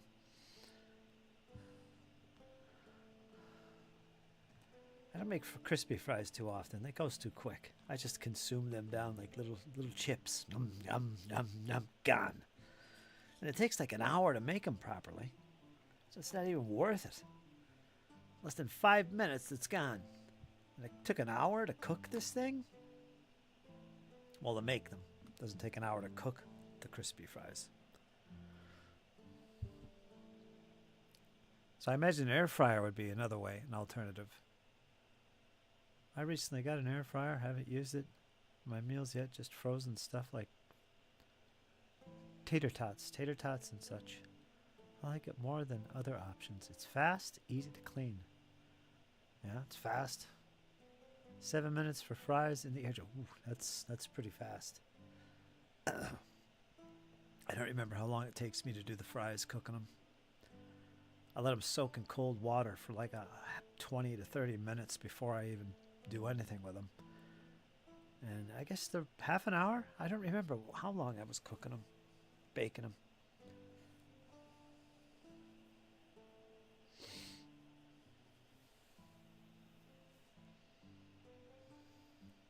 Yeah, but an air fryer, 7 minutes, psh, done.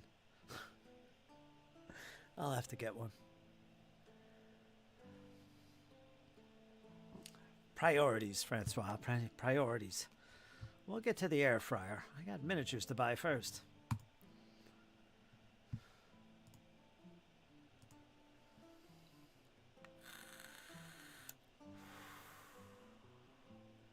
Man, I got so many things I gotta do. All the 3D printers I got, never used yet. Well, they have been used. The one anyway. I got a lot.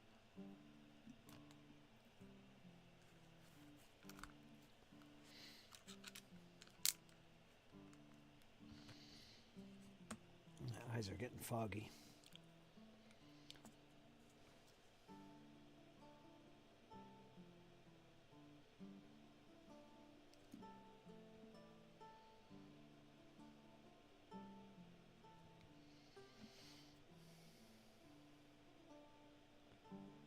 How you been, Fritz? Well, how was your holiday? Haven't seen you in a while.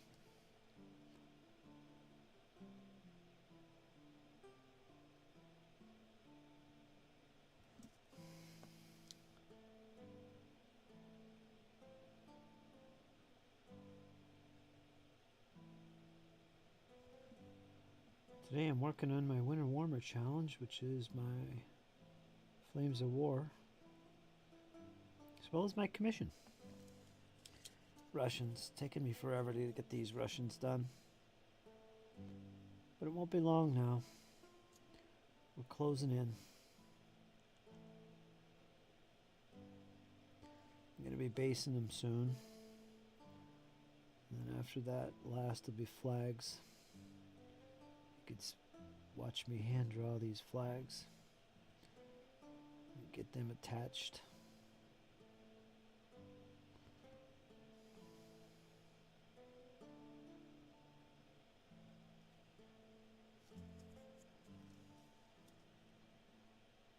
That's it. Jaegers don't have a lot of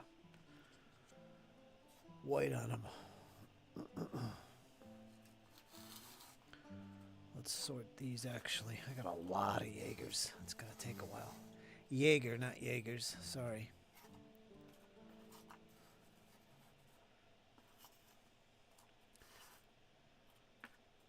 My English keeps creeping in.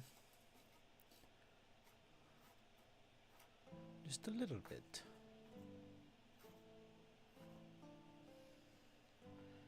A little creeping in.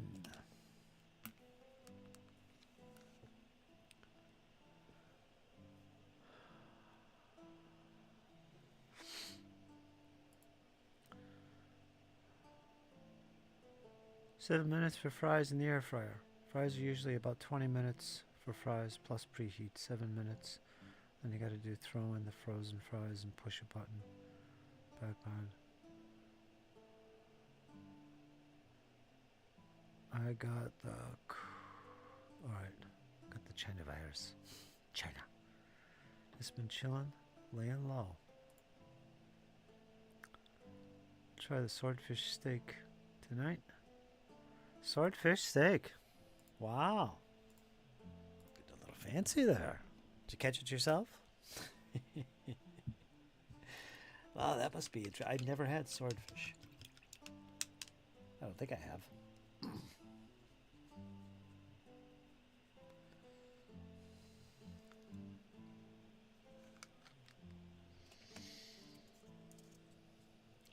Yeah, do report back.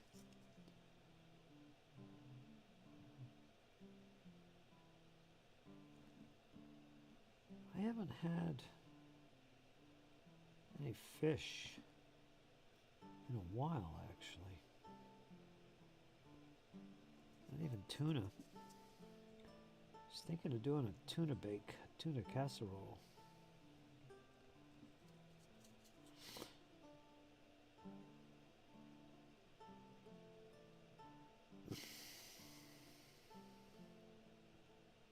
Some of that beautiful albacore tuna.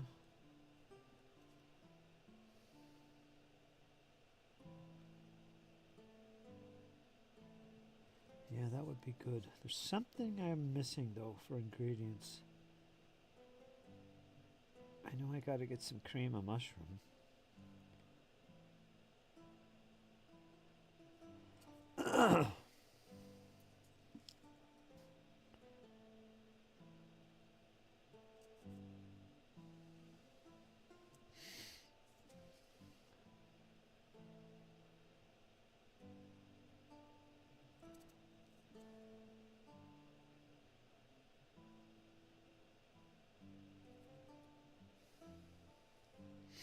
All I've been eating lately is sausage. Ground sausage, that is. I've been eating that a lot. And kielbasa. Gotta change it up, get some variety here. Not good.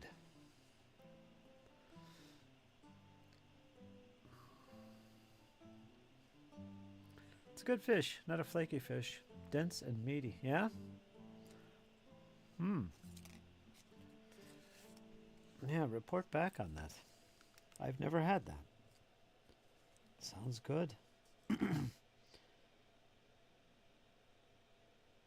I gotta skip these guys. They're grenadiers. So are these guys. Gotta skip them. Elites of the Jaeger battalions. I like good turkey kielbasa. Turkey kielbasa. Yeah, I've had that. I prefer the pork. But I've seen the turkey. I think it's a little cheaper. I love kielbasa though.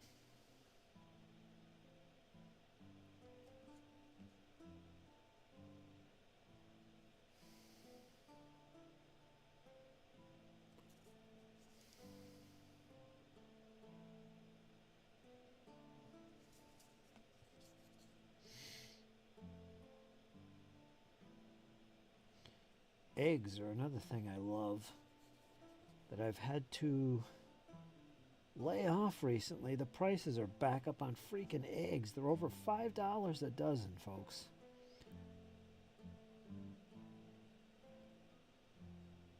I ain't spending that much. Because it'll go down.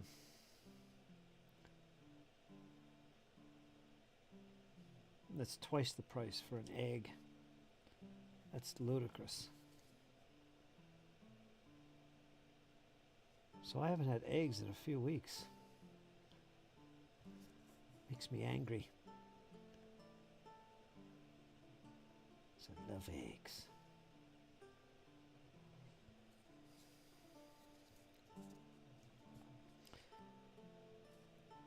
So there hasn't been a lot of variety in my diet recently.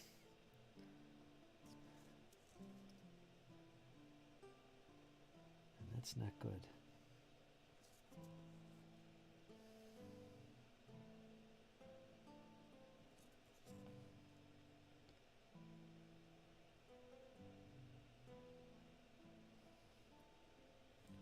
There we go. Another strip. It's illegal in poultry. That's why by the turkey. Hormones and antibiotics are illegal in poultry. So I buy the turkey sausage. Where are you, Francois? I normally pan fry swordfish in butter. Yeah, that's good. $25 bag of chicken feed will last America. Oh, you're in the. I thought you were. Okay. 3 months and produce 4 eggs a week. Yeah, I have to get chickens. I got neighbors with chickens all over the place here, so it's not an impossible task. I'll just sneak out a couple at a time. They'll never notice.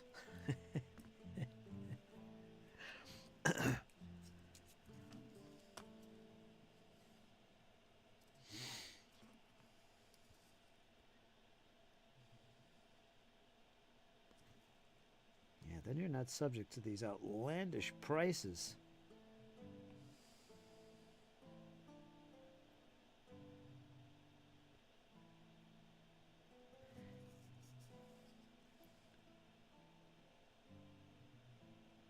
Oops, got a little on the sword. That's okay.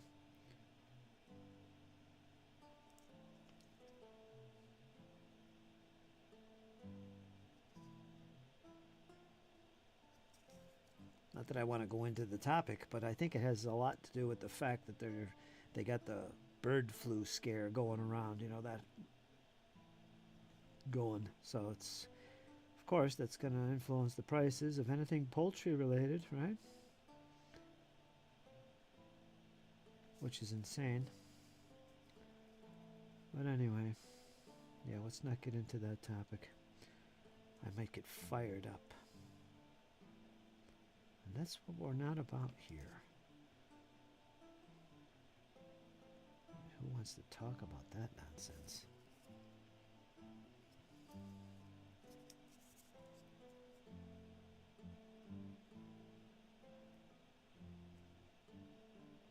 Especially when we got this fantastic hobby to partake in.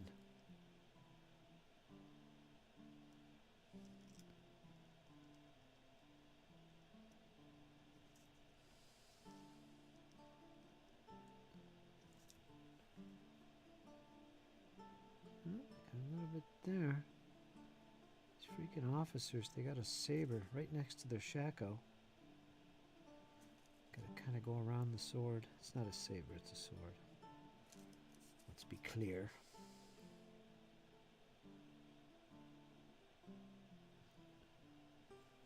There's the difference.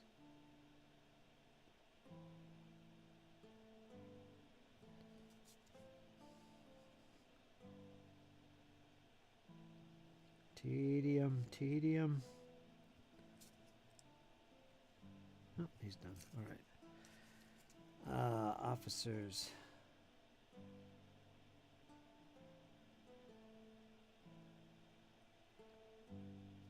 Let me go to my reference. I have to look at something real quick. Hold on.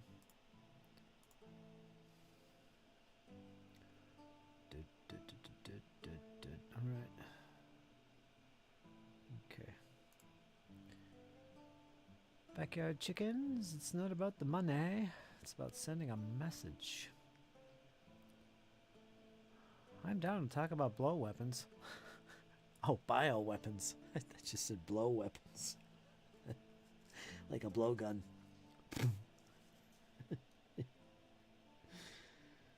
Ay, ay, ay.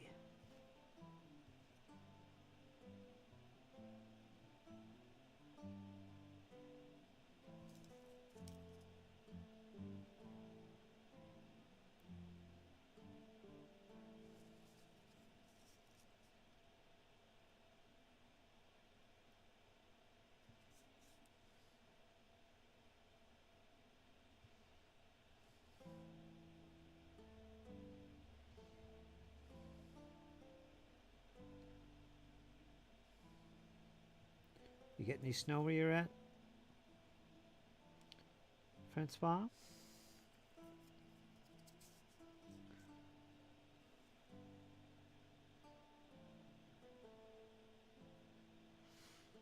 We got a storm here hitting. It's not too bad though where I am. It's kind of skirting around me. Get a few inches. Down where Kyle is, he's down in West Virginia. He's actually not that far from me. State-wise. He actually is getting it hit really hard. Over 10 inches, something like that. Alright, let's take a short break here because I finished that little lot.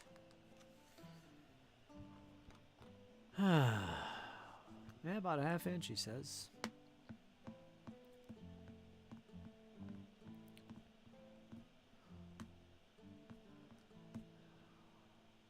Do you think they'll ever use CRISPR to heal people?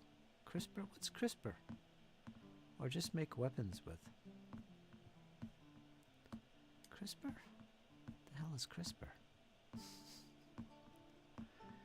You've been air frying too much, Francois. Those crispy fries are getting to you.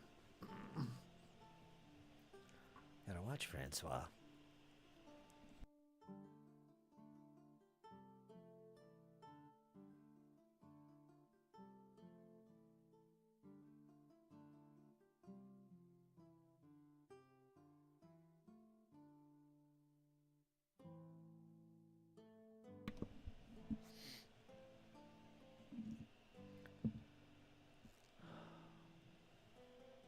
Grenadiers, keep them separate. Let's go to these dudes. Got some dudages here. Gotta get some more dudages. Dudash, dudash. Dudash.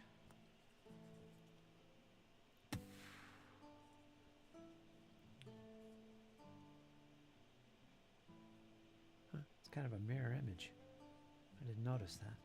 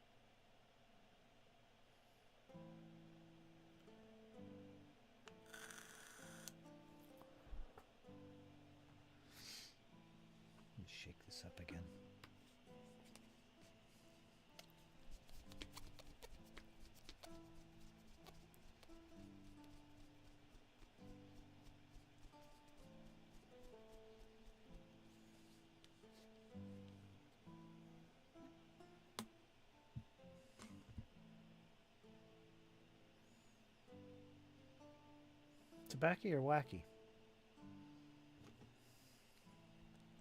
Are you asking me? Yeah, you must be. It's a question mark.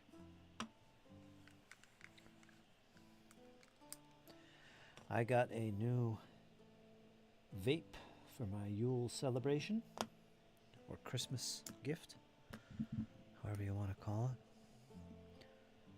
A much needed one. And I'm quite pleased. Quite pleased indeed. Where's my brush? Oh, jeez, I thought I was painting the tank there for a minute. Threw me off. You threw me off, Francois.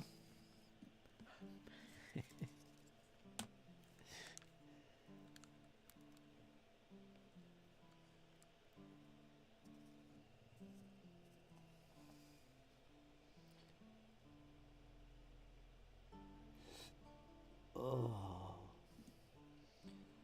I haven't had a new vape in years. It's about time.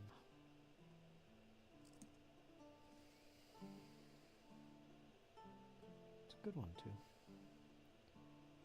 I didn't go crazy this time. It's just a 100-watt one.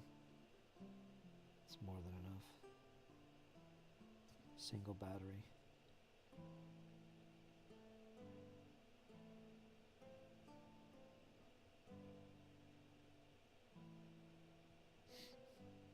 I'm going to turn into a vaping channel.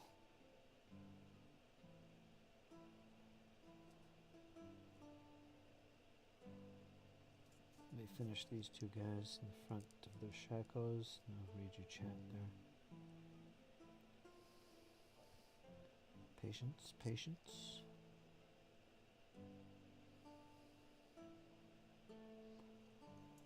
Patience.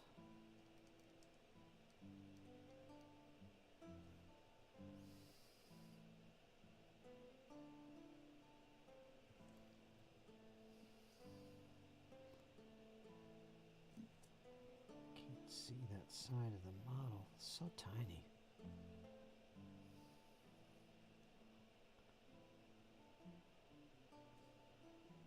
These guys are so tiny. Ah, the wacky. Give me a minute. I'll join in a puff.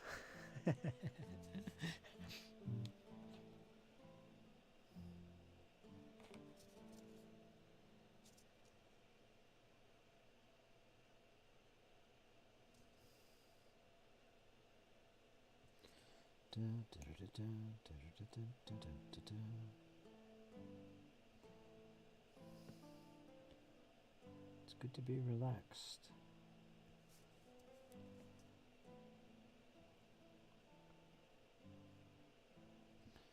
Very good to be relaxed when you're painting.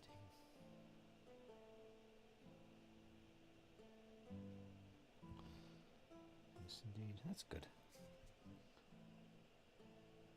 Oh, I didn't do the tins on these guys. Did I finish the tins? Let me double check something here. Oh, I don't think I did. I could be doing tins today. I'll tell you what I'll tell you what we'll do. We'll finish a few more of these shakos, and we'll do some tins, and then we'll finish off these tanks with the green. Or do I want to do more with the brown? I need to touch them up a little bit.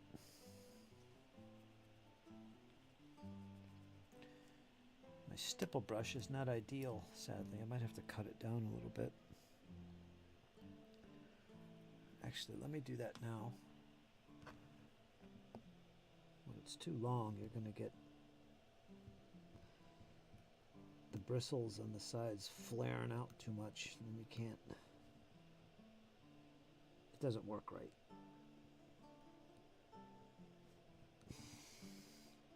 Should just be a nub. Really.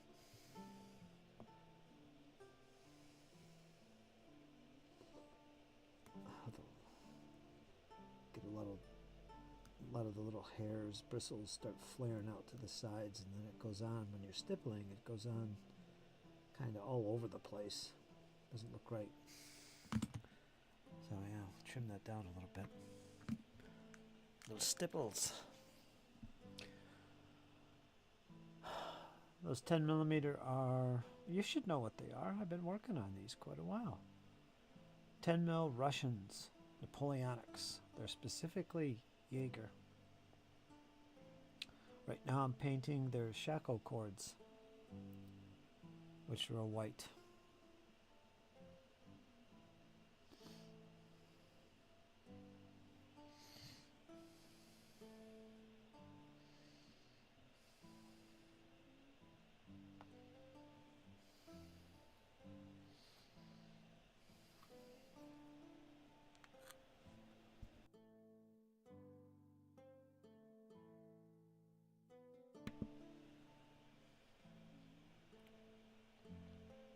Boy, it's actually getting pretty warm in here. I wonder what the temperature is in this room.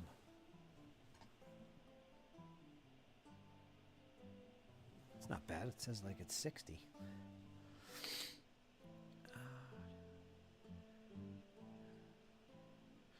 Yeah, they're just...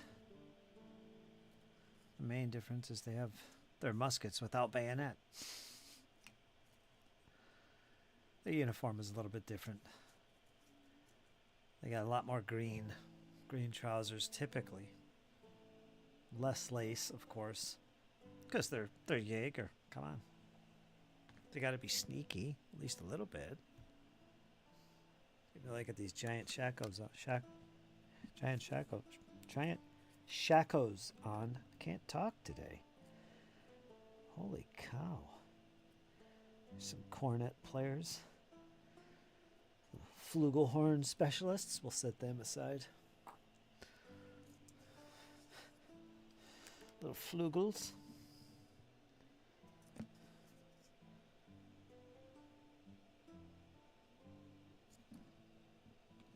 I don't know why I'm setting them aside. They got white cords as well. I don't know. Not in the mood.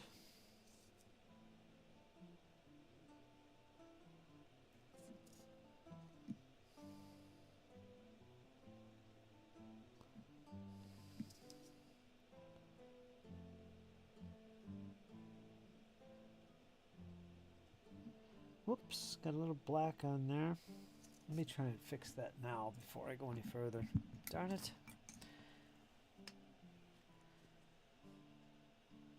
Get off there. It's tough being almost perfect, folks. It's oh so close. So close. Like you, I only have one warm room in the house. And it's not the one I'm in. I only got one room in the house. I'm sitting here on 4.5 acres of property. And it's just this one little room, which is what, 8 by 12? It's a tiny room. And it's the only room that I've got a freaking heater in.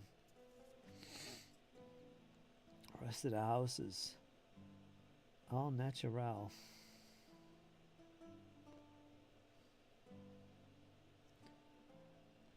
Another reason I don't look forward to winter. It's the cold. More than the snow, it's the cold. I could deal with snow. But man, the freaking cold.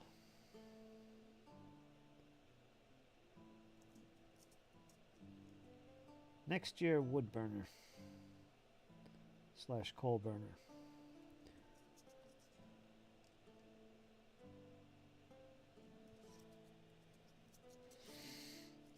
Guess I try and survive.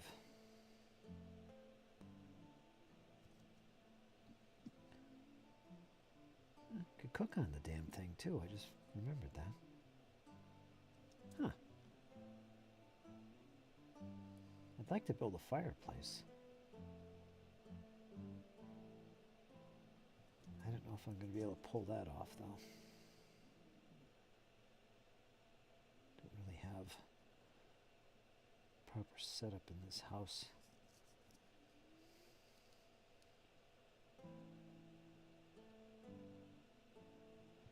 we go. It's another strip. Let's see. We'll do... How many more I want to do here? Do 2 more. 2 more? I think we'll do 2 more of these. Then we'll do some tins. We're 2.5 hours almost. My doggos, they're cold breed dogs. Taking them outside sucks because they want to play. Well, I want to go back inside. It's the reverse for me. My dog goes out real quick for like a couple minutes. I'm done. I want to go back in. Come on, what are you hanging around for? I want to be outside. I like it outside. It's better than being in this tomb. This mausoleum. I leave the heater on in the bedroom 24/7 and it's warm in there. But I'm down in the bunker now and it gets chilly. What kind of heater you got? You talking electric? Man, electric. So expensive.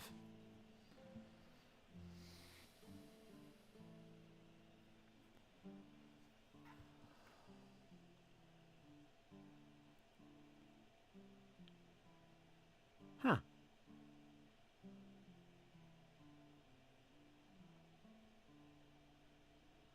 Are you off the grid, Francois, or no? I'm assuming you're not.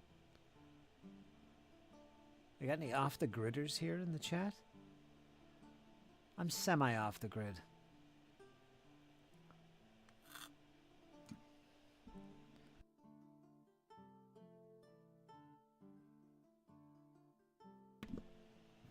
I guess it depends on what you mean by off the grid.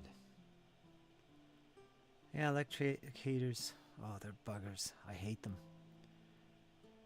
But they work. I'll do an indoor ducted mini split next year.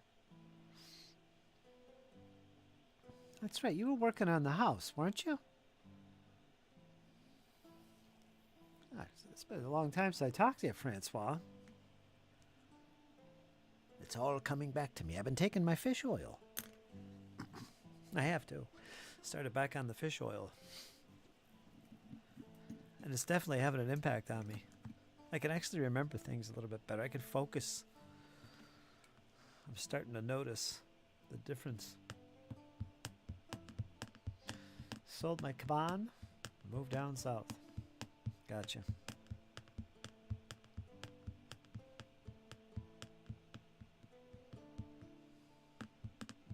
Sound like Iron Man. He lived down south and he's kind of off the grid now. He moved up north. Where is he? Oh yeah, he's up in not Minnesota. He's in Michigan. Michigan. He was down south. Down in oh geez, our man, where were you down there? Georgia? Was it Georgia? I'm gonna say Georgia. Yeah, you're remodeling the house. I remember.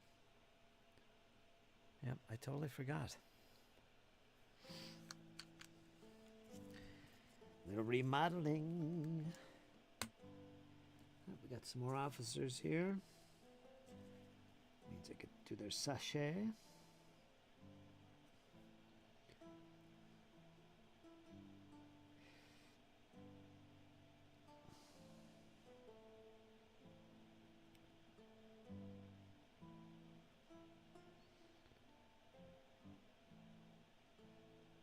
How was your holiday, Francois?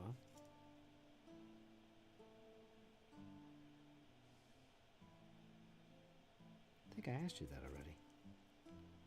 Gotta take more fish oil.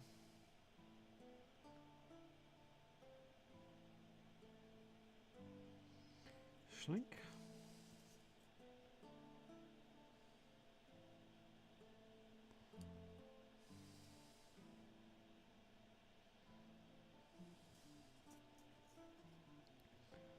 I'm celebrating Yule on the 13th this year. 13th, 14th, and 15th. Next year will be a little bit more special. I'll have my fire pit / bonfire down by my garden built. That'll be a little bit more exciting.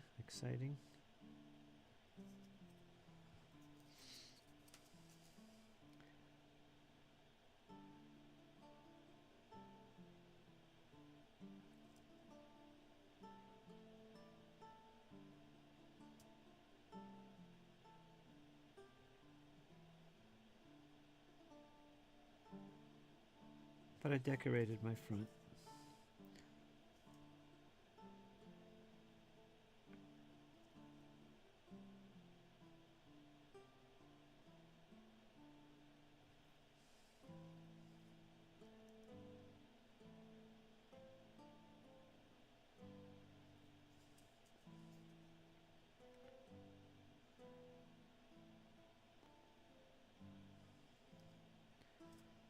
Okay, let's do the sashes.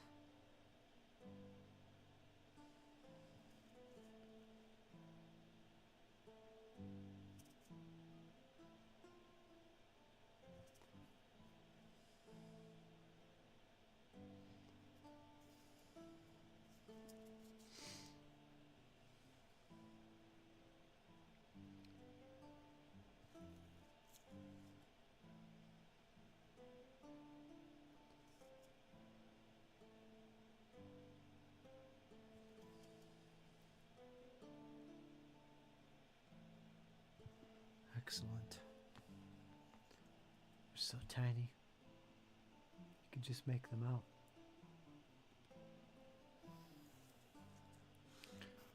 Little tinies. I'll do one more strip and then we'll do some tins. Then we'll finish off with some more tanks.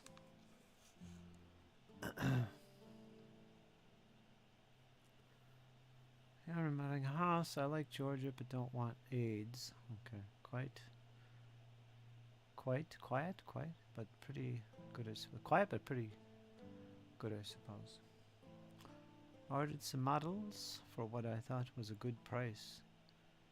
Got counterfeits and complained. Got refunded by eBay and didn't have to return the items because seller refused postage. Huh. You got counterfeits, did you? Or they 3D printed or something? So now I have some knockoff Titans I got for free. That's kind of cool. Still wish I had real ones though. Huh. Wow. Wow, it's good you got your refund. Cast resin. Okay. I never had a big problem on eBay except one time. No, 2 times. The one time I had a problem, I had some epic 40K. Well, not epic 40K because that's an actual name of the last edition. Well, one of the editions of the small scale epic game. I had squats. 2 boxes of plastic squats for the original Space Marine game. 2 boxes, still in shrink. And I sold them to a guy. He paid, said I got my money. Wait, let me think here. What happened?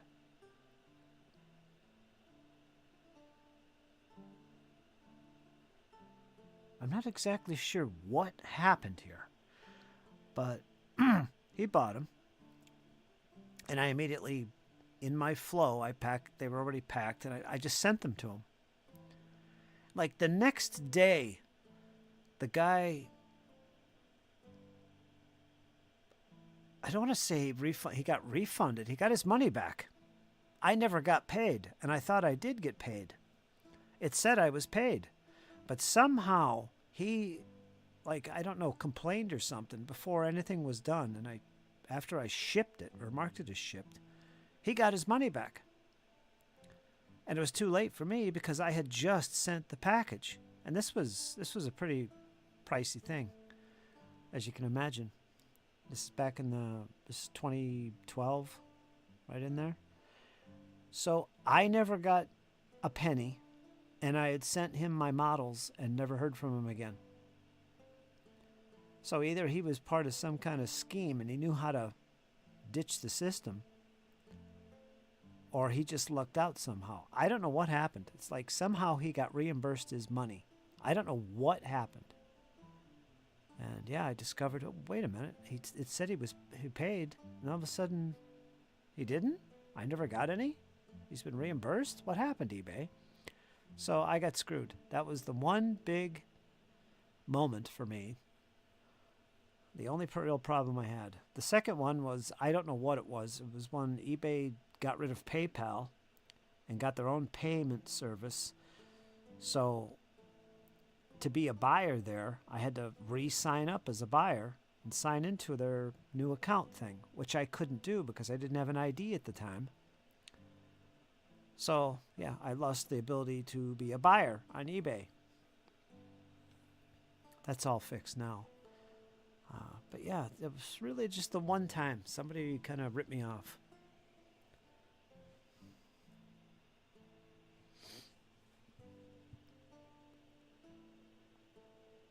Right scale. You canceled the order before you put the package in the mail.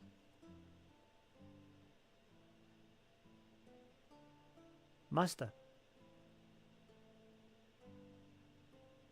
Yeah, and I didn't actually get the money. So it was right at that in-between moment where he paid, I sent it, and then he canceled before the money went through. Something like that. But what are you going to do? I mean, I couldn't complain about it.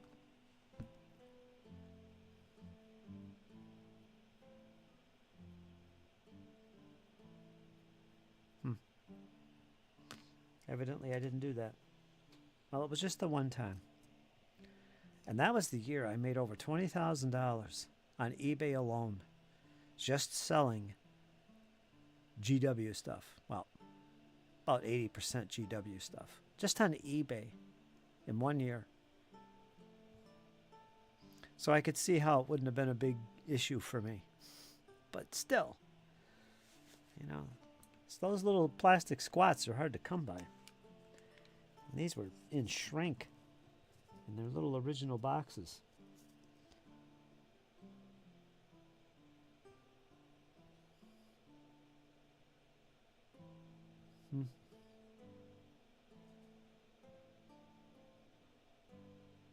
Well, I hope you got good use of them.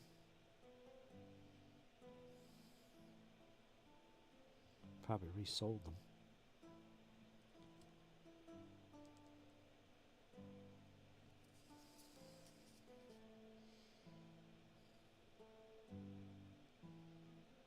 You basically got him for free. Bastard.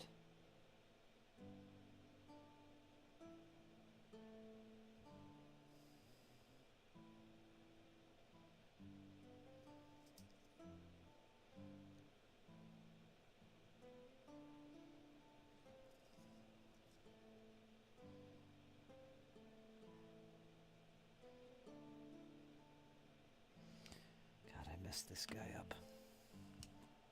Hold on. Hold on.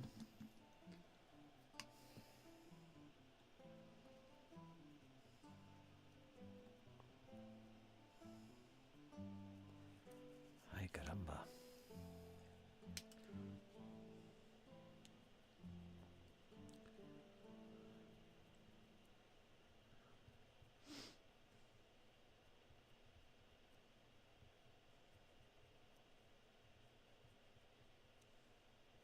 Yeah, probably. Shame. Well, that was my fault.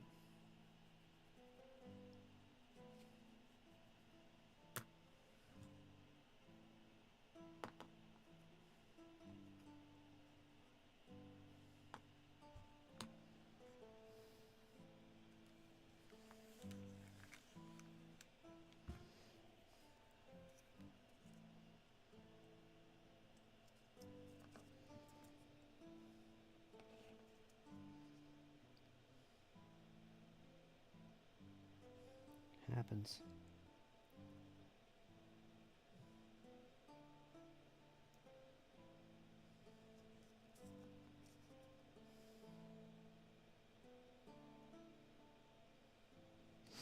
I haven't sold on eBay in years.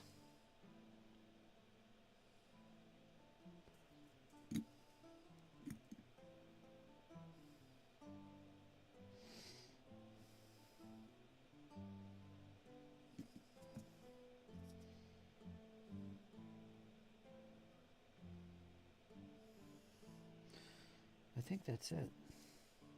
Yeah. Oh, I gotta fix this guy. Okay. Alright, that's enough of the shackle work today. I still got 3, 4, 6, 7, 8, 9, 10, 11, 10 or so more strips to do. We'll save that for the next session. What I will do today is I'll work on some more strips, painting the tins, the drinking tins, on their backpacks.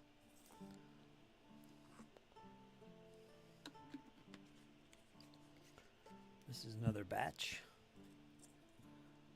These guys are further along. They're not Jaegers, they're line. Got some Grenadiers here as well. We got little tins, either a cup or a canteen proper on their backpack.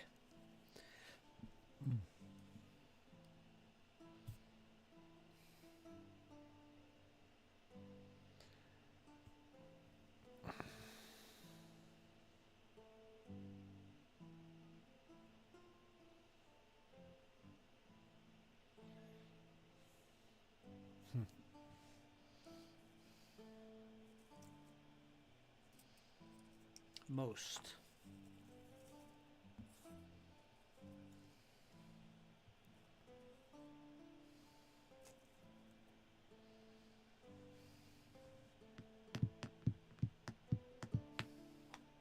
Boy, look at the difference in scale.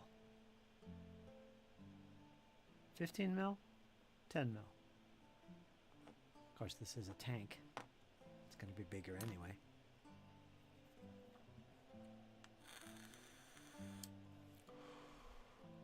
What are you looking at, Walter?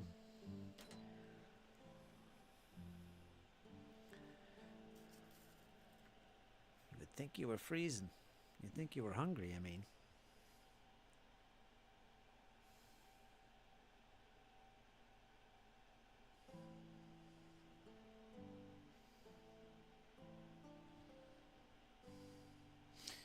Let's get our paint out. It's going to be... what am I using here?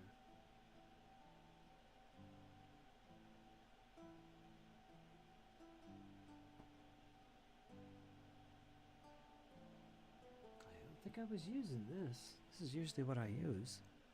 I don't think I've been no, I haven't been using that.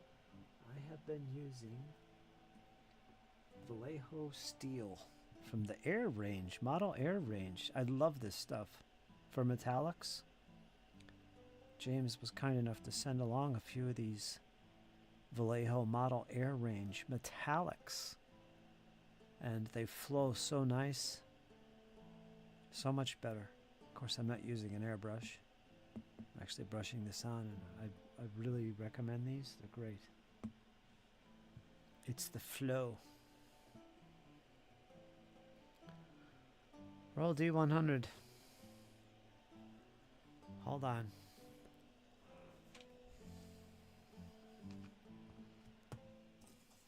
Cripes. Got Squirrel Hermit out there. Quiet, you. Just roll some dice. Shut up and roll. Okay, D100. Here we go. You ready for this, folks? Get ready. I've been lucky pretty soon. I've been lucky lately, I should say. Not pretty soon. What the hell's the matter with me? Boom! 65. 65, baby. I'd have to have a pretty above average score to get a success out of that, but we're going to go with that. 65. I imagine it's a roll under system, so yeah, 65. Want to roll low. 65, that's a little bit higher than I would want.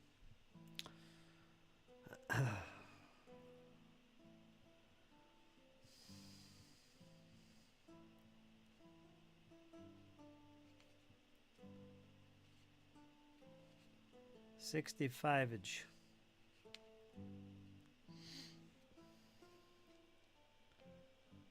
$65-age, Francois. 65. Now, roll under 65. You want me to roll again? Oh, you rat, you. You tree rat. Hold on. I should be able to do this. 65 was good. I'm glad I didn't roll. Too low. Hold on, Francois. Hold on, Francois. I'm focusing. Wamada shumada.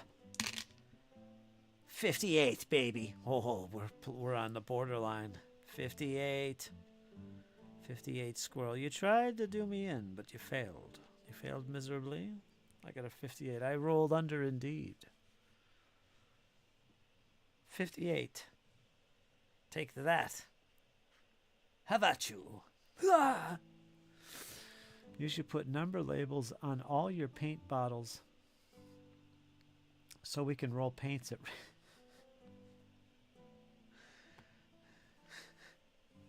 What color do we use today? We're going to use number 28. Okay, let's see what that is. Baby puke. There we are.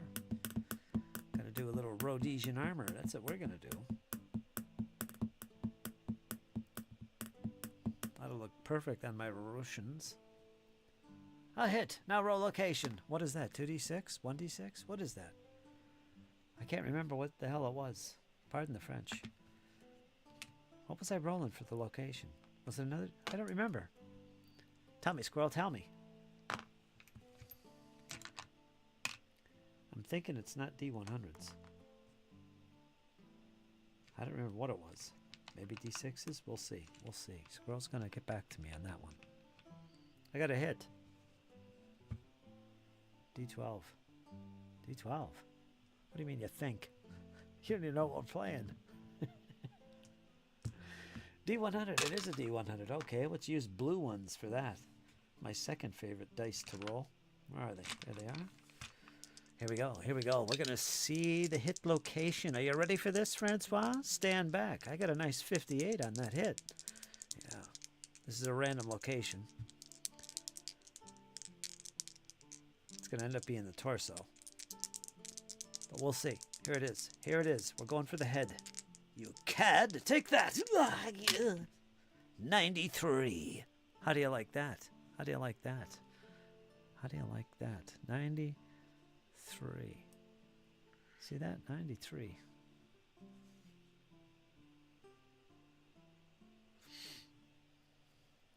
I'm thinking RPGs I've played that had hitboxes. He's doing a Harn Master.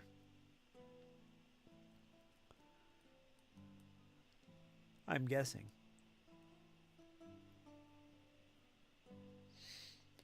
$93. Come on, squirrel. Tell me what I hit. Keep me waiting. He just wanted the dice rolls. Then he left. He left the chat. Terrible, terrible man. Most are 6, but the good ones are 10 or 12 boxes.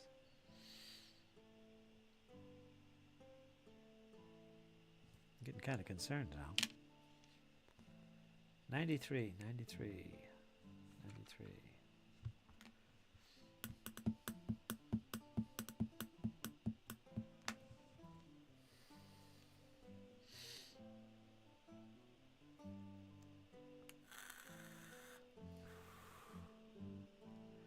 Seeing as you said you were going for the head, we will use aiming high chart. Uh-oh. That sounds like a headshot for sure, says Francois. I think so. What did I get? Did I get a 98? What did I roll? 93? No, it's 93. That's a pretty good roll. Rhymes. 93. Confirmed. Confirmaged. 1993. I bet you I did.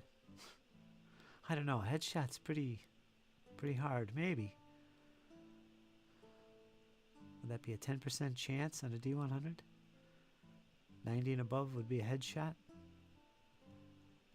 which is what I would assume it would be. 86 to 95 is a strike to the thorax. And I got a 93. So we got him in the thorax. Clear shot to the thorax. Take that, brother. Take that. Ay caramba. Cyberpunk 2020 was percentile hitboxes. Is it? I've never seen the 2020 one. I have Cyberpunk Red. I don't know if that... I don't remember how that one works. We were messing around with it a couple of years ago. I'd have to dig it out and look. I don't remember hitboxes. A pretty robust combat system in Cyberpunk Red. Or Cyberpunk.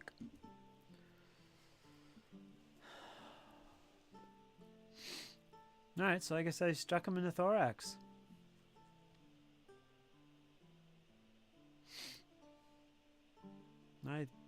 Now it's damage.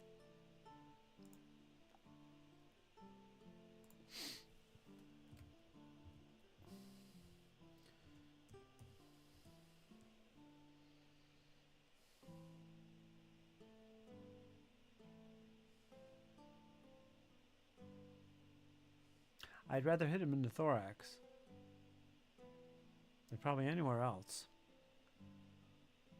Except maybe the head. I don't know. Heads are pretty resistant. I don't even know what I'm using. It could be a cane. Or it could be an axe.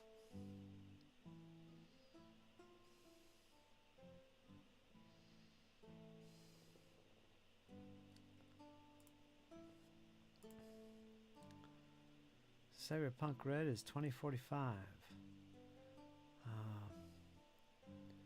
0 to 15 is skull, 16 to 30 is face, 31 to 45 is neck.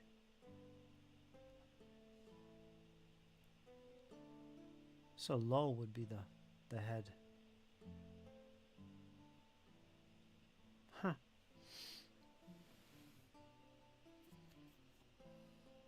When aiming high.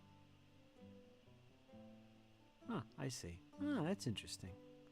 It's based on where you're aiming.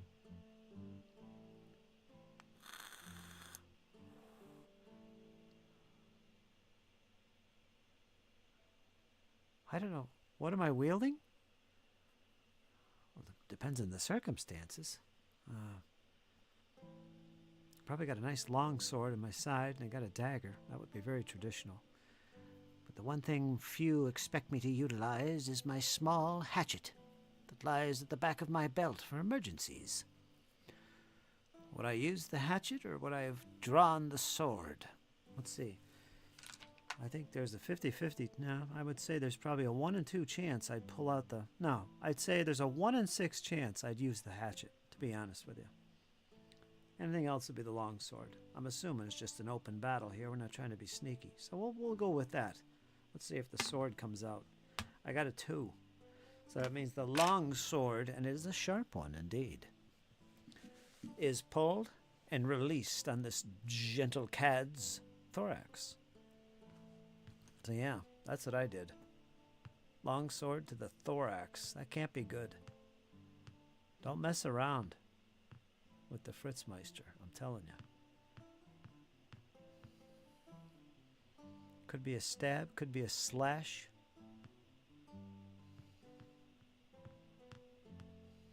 I envision myself slashing. I mean, this is a cut. Against the thorax, though? Maybe if I was on the next to him on the side, get to the side position and then cleave him. Probably cut him right in half if I hit him in that direction. Hold on, I dropped my brush.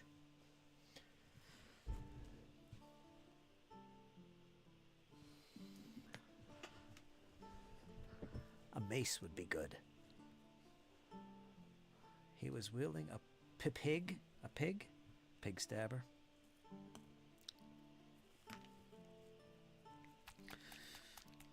Let's shake the steel paint.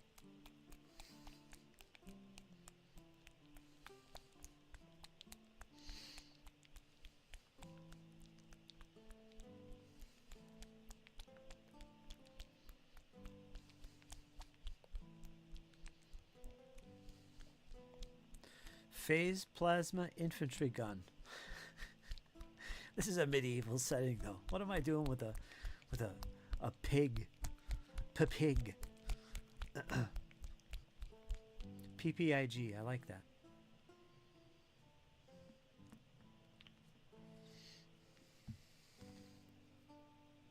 You forget, this is the 41st millennium.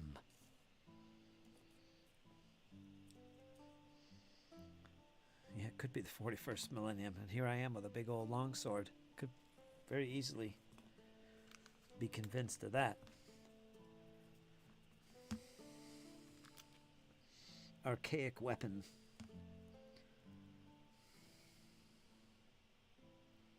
You fool, you stand no chance against my PPIG.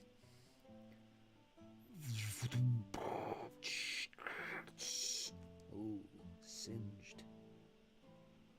Would not be good. Not a pretty sight. Stab it, Walter. I'm gonna have to feed the cat.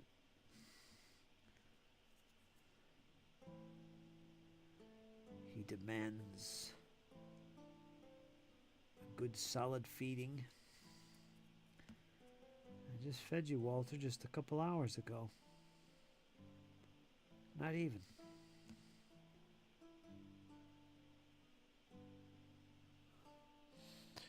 Roll 3d6. Okay, give me a second. Let me do 2 more backs of these tins. And we're going to roll some dice. We're going to roll the old 3d6.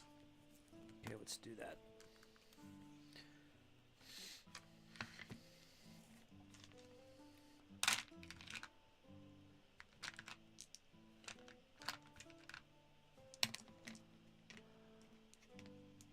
Roll 3d6. The foe is surprised. No defense roll allowed. The total is 3d6 plus 5. To the thorax with a long sword. Are you ready for this, Francois? Watch. Watch this total slicing begin. I got a 4. I got a 5. I got a 2. So it's 5, 6, 7, 8, 9, 10, 11. 11. 11. It's kind of an average roll.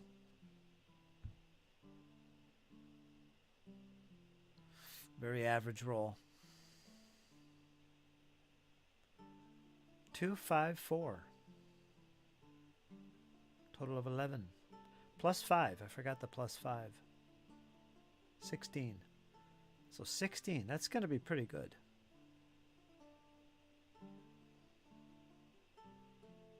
An average roll with a plus 5. That sounds pretty good to me.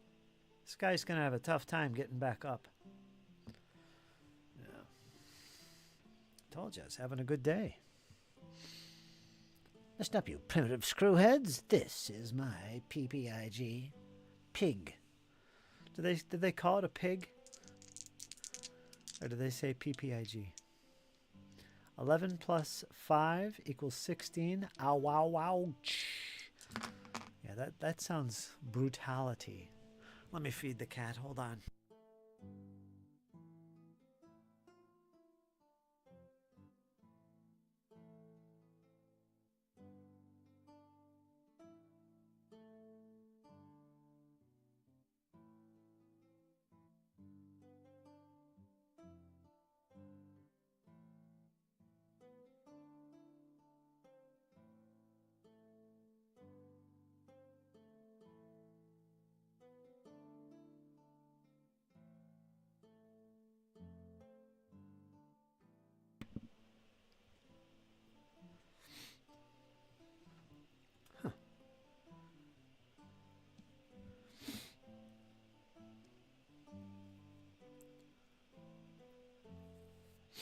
Medieval times.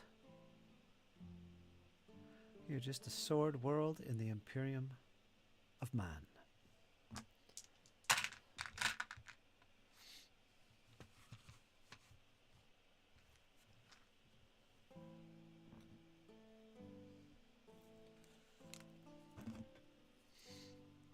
Man, squirrel, what's the result?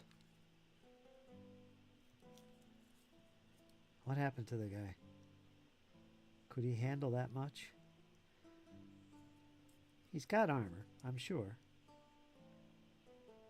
I'm sure, yeah, he'd be protected there, so that would deduct, but it's probably still enough to rattle his cage in a major way.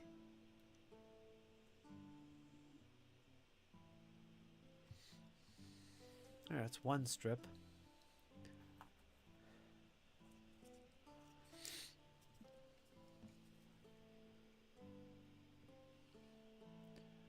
Effective impact after armor reduction is 13, equaling a G4 injury. Grievous. G stands for grievous. Wow. He took a grievous one, so I did slice him through the chest pretty damn good. I feel good now. Made my day.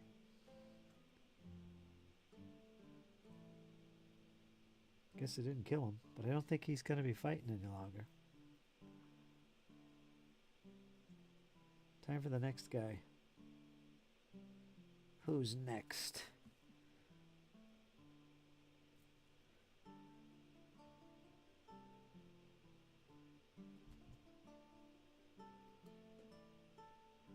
Who wants to be brutalized next?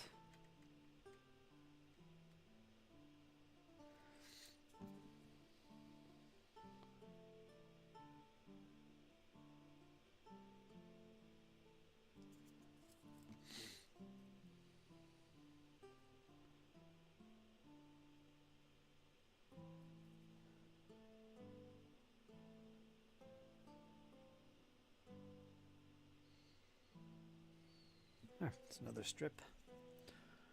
Now that one went quick. Okay, hold on. Roll 46 and the roll 46, and if the total is less than 13, your foe still stands. Really? What'd you say? 46?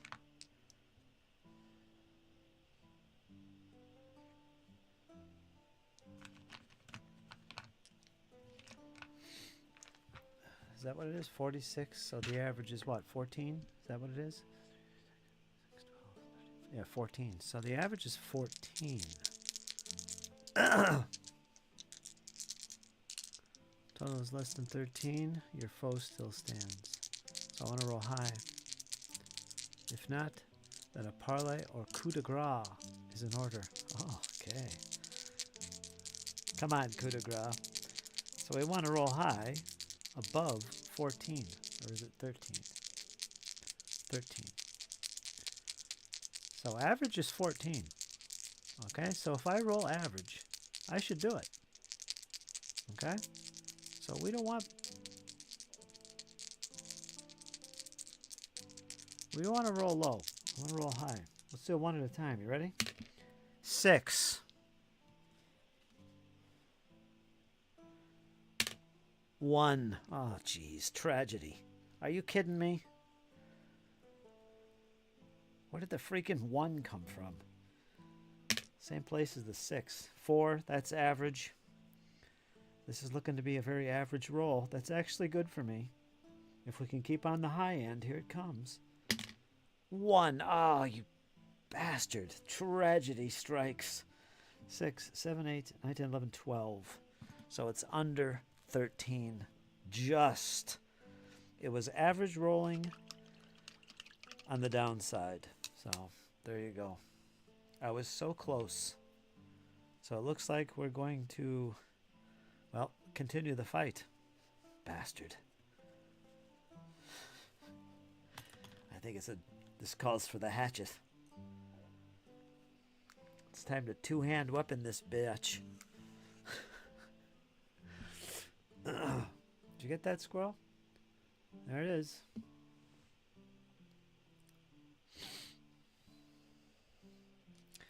Yada da da da da da.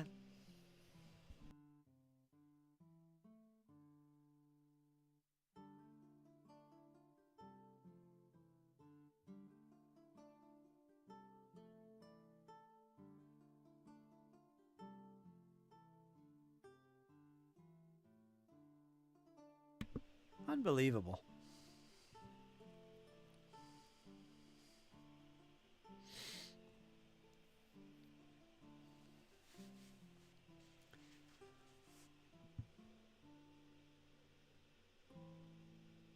So 13, is that coming from the fact that the impact after armor reduction is 13?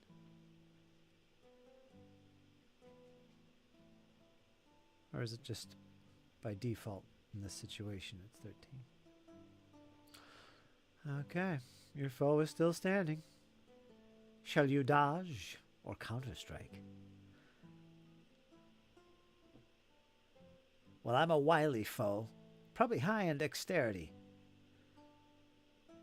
Almost a roguish side to me, so I think I would probably take the counter-strike. I'm pretty mad right now. I can't believe the guy just didn't drop. So I'm kind of in shock. But only for a split second. I immediately see his attack and I lunge at him with my sword. Just in case. Well, wait a minute. I don't know if I have a shield. Probably don't have a shield. This sounds like a very impromptu, behind the back alleys type of duel. I don't know if I was fully equipped, but I was thinking, well, I'll counterattack, and while I do that, I'm going to be reaching with my other hand towards my axe. Not to strike, but just in case. So if he's still standing, I'm going to have my hatchet out. Or if he goes down, I'm going to finish him off with that freaking hatchet. Right when his back is turned. Just split him in two. I'm tired of this. This guy had it coming. I'm telling you, he had it coming. Well, here we go again. D100. Squirrel's got me playing here in his solo campaign. Little remote generalship, Francois. Remote generalship. Stop it, Walter. You're distracting me. I gotta focus on my dice. All right, here we go. You cad, I see what's coming. And as he lunges at me, my sword reaches towards his neck. Wait a minute. I gotta go hit him right in the chest. And try and stab him with my sword as my hand goes behind my back and grabs towards my hatchet. I have a little surprise for him if he does manage to survive this. I don't know if this is an attack roll for me or not, but this is a 91.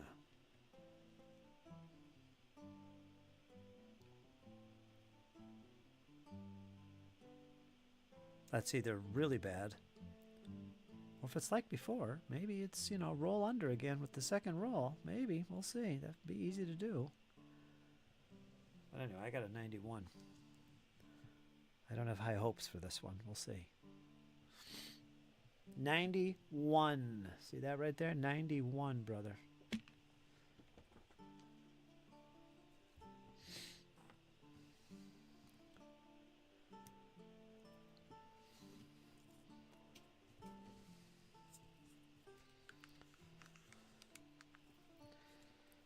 Squirrel's doing all the paperwork here.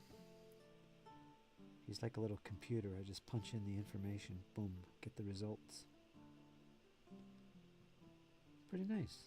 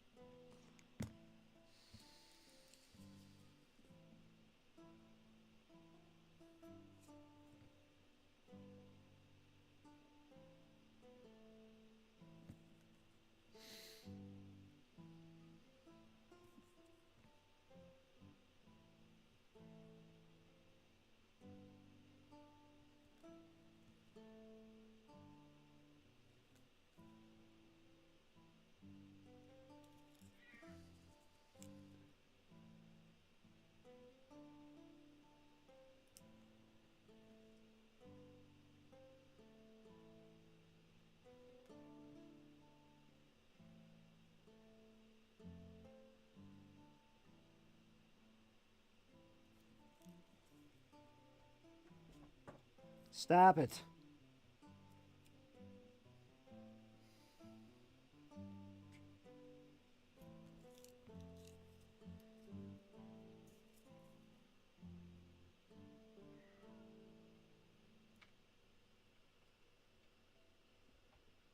Hold on.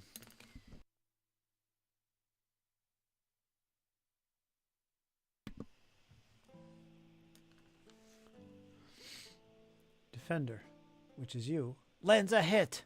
Roll D100 for strike location. Did I really, Squirrel? Really? I guess rolling high is good. Alright. I got a 77. I was aiming for his chest, which is torso. Which I don't have to call, I believe. That's a default. I want to be a little bit assured of this one.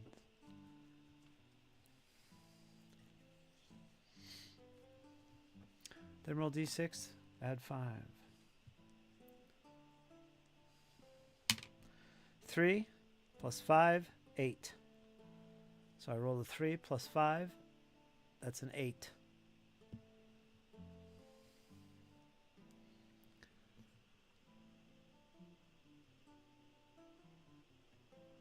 I'm curious where I hit him.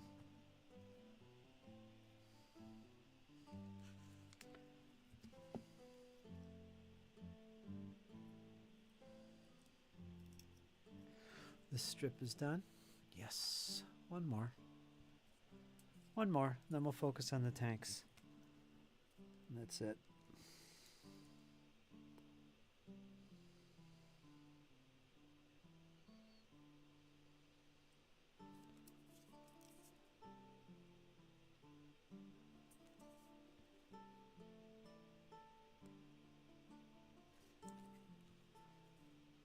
Bask in my glory.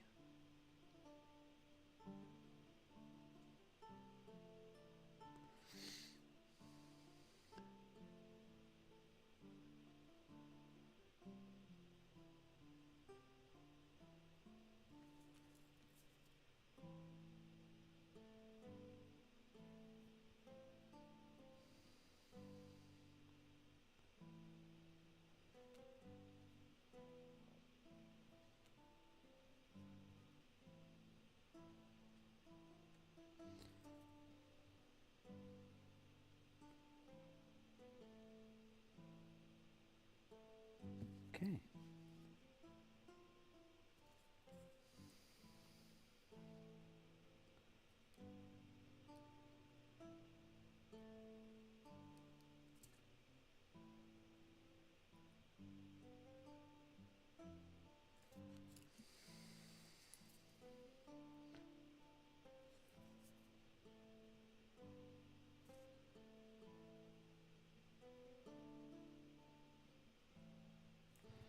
Okay, it's the last strip.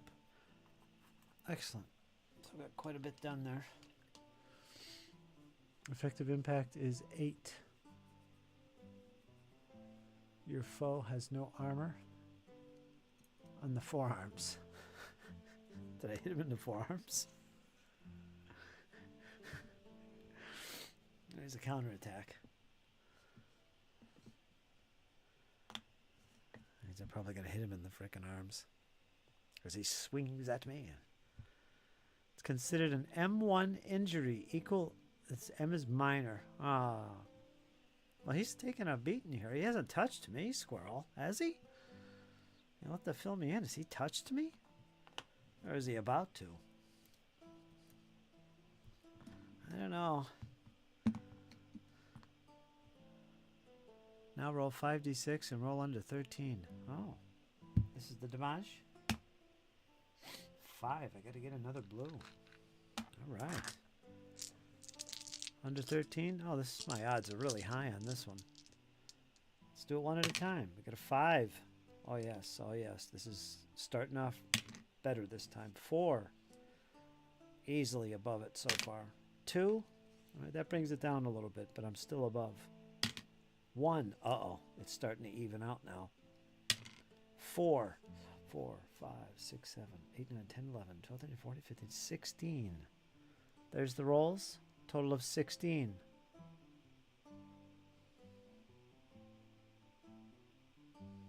I roll above.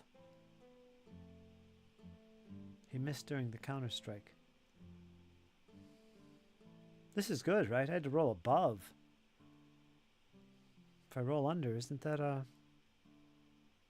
I don't know. You'll tell me.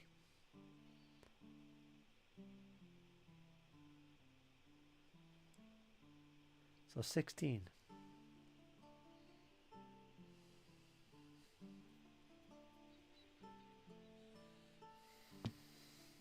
Huh. You can't hit me, you fool.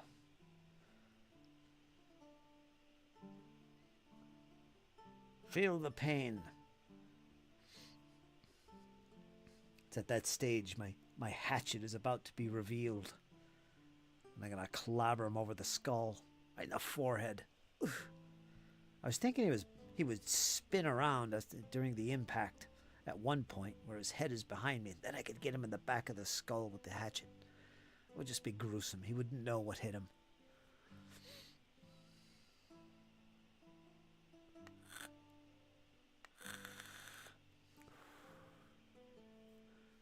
Falls out from shock or injury, and he does. The dastardly opponent begs for parley. Huzzah! Alright, there's a 2 in 6 chance I'll show mercy. This guy's an enemy of my family, but I rolled a 1. I rolled a 1. Damn it. And I pause there with a hatchet in one hand and my long sword in the other. And I pause as if to strike, but for a second there, I pull back, seething, as I stare down at him, ready to clobber him, raising my sword high above my head to come down upon him. But I don't. I rolled a 1. I think of my mom and her words. You must show mercy. Don't be such a cad yourself. Oh, Mom. Damn it. I needed revenge, too. You fool. I'll spare you this time, but not again. You will live for another day. I'll let him live. That's my parlay. How you doing, dirty basement terrain? How you doing, my friend? I'm in the last stage of my chat today. I'm going to finish off the session with some Panzer IVs.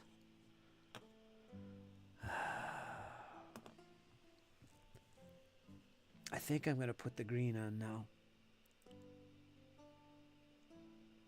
I have to go over the brown again, but I think I want to put the green on. Make them look like something.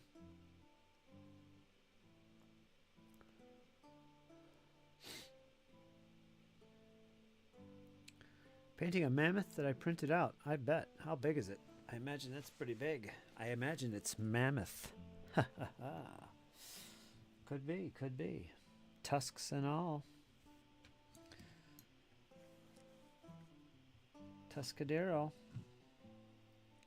I think it's time to pop on the heat, squirrel.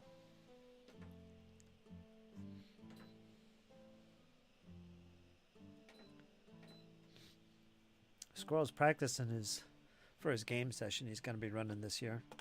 I was going to say Hackmaster. Harnmaster. He's going to be a pro at this game.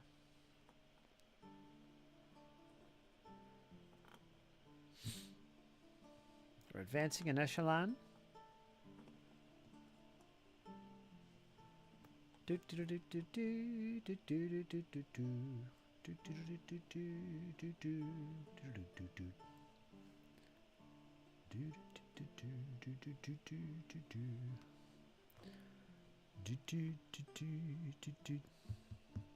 Only 4 foot. Is it 4 foot? 4 inches. Okay. That's it. That would be a pretty big multi-piece print. 4 foot tall model. Gee. Lawrence there lost his mind. He just got his printer and he went crazy. Finally, I could build that 4 foot tall mammoth for my game table. 4 inches by 6 inches. That's not bad. It's still pretty big. Thank you, fair sir. I pledge to never be a bother to you or your family as long as I live. Bless you, bless you. And off he hobbles away, leaving a trail of his blood behind and a few coin as well. Well done, squirrel. Well done. I liked it. I liked it. Something tells me I'll be seeing him again. Or he'll be seeing me. Snap my fingers and a servant comes out from behind me and picks up the coin. Treat yourself to a bit of ale. Stafford, that's the name of his servant. No relation to Greg Stafford, of course. I'm crazy, not insane. There is a difference, right?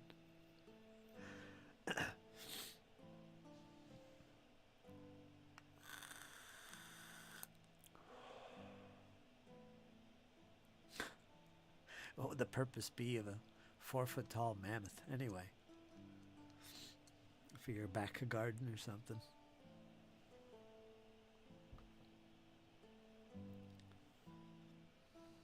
Hi, Ben Lawrence. How was your holidays? I don't think I saw you since the holidays, have I? I don't know. I don't remember. Maybe Christmas? How was your holidays? Thanks, Squirrel. That was fun. You're getting good at this, man.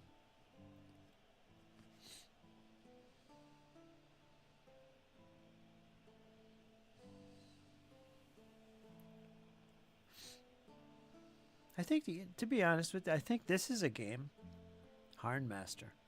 I think Nick would enjoy that as a role-playing game. He'd enjoy any medieval fantasy role-playing game. But this game I think he would take to, because he likes rules mechanics. Almost wargame-ish, because he's a wargamer.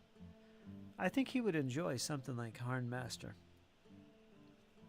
The way it plays, and it's got this realistic feel, and it's very brutal, as it should be. That's actually realistic. Unless you got lots of armor. I think he would get that, and he would enjoy that as a role-playing experience. His experience in RPGs is limited. It's only been with 5e. He was in my game with me a couple episodes, and he enjoyed the hell out of that. Pretty good. Got lots of goodies. Yeah, didn't I? I saw. Didn't you do a video showing off some of the things you got? I don't remember. I might be thinking of your haul that you got from the convention. Unless you did a Christmas haul video. I don't remember. I just started back to my fish oil, so my memory isn't the best yet. But it will be.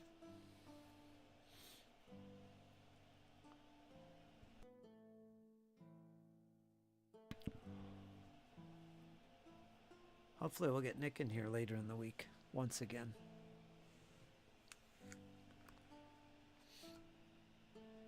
We'll talk some more feudal era of wargaming and maybe some RPGs. I'll mention it to him. If you ever play online, I'd say he would be a good player to bring in. He'd enjoy that. 4-foot mammoth. I mean, it's cool. Maybe a yard ornament. Yeah.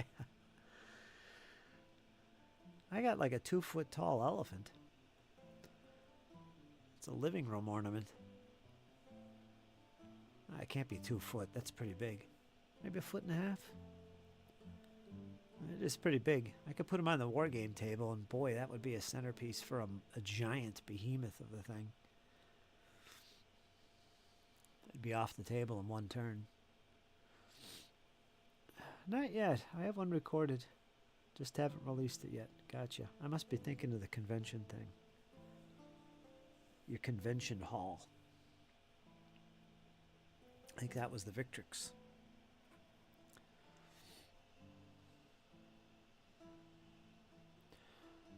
I think would enjoy the Harn world setting for sure. I think he would. Yeah, he would. He would. Being a historical fan.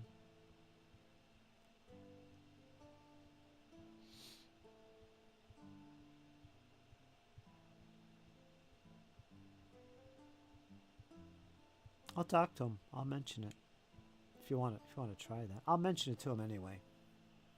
Hey, Dick, did you ever hear of Harnmaster? You might like it. Low fantasy.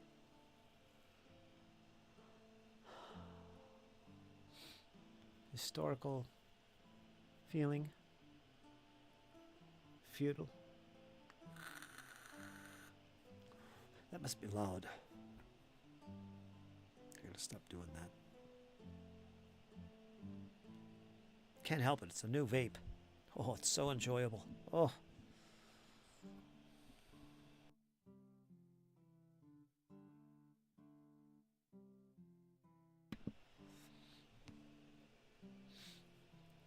Let me get my green. We're going to use...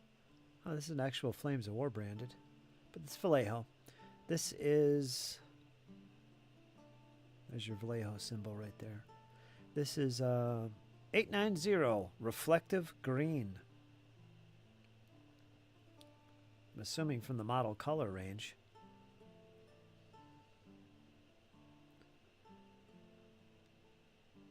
Reflective Green. We're going to use that for the green, which will go on these tanks next. Love hitting a new vape. Oh my god, I haven't had a new vape in years.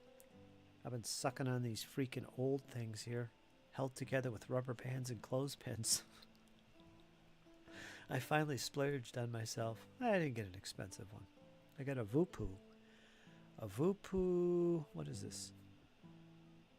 A Voopoo Drag M100S. It's not bad. Cost me like $60 with shipping. Single battery.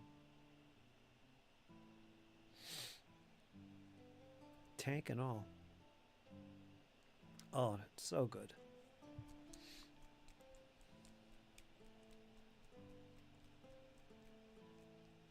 That was my Yule present, Christmas present to myself.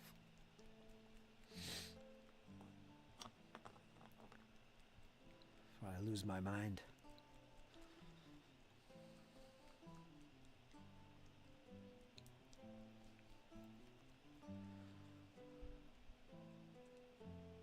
Ugh, I haven't opened this in a long time. There it is.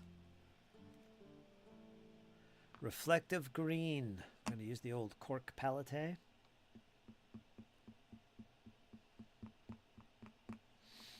Put a little on there, not too much. Let's clear up the screen. Got our green there. See it right there? Little green? Yeah, that's what it looks like. My splurge on myself was the printer.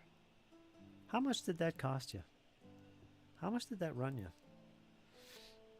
It looks like a pretty good one.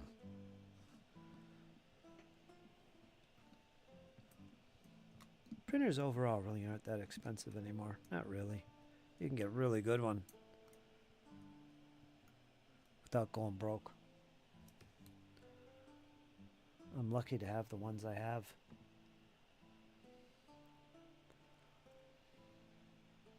Because I don't think I would have bought them. Let's add a little water. We're going to use the stipple method with the homemade brush here for stippling. Hopefully it's going to work better this time.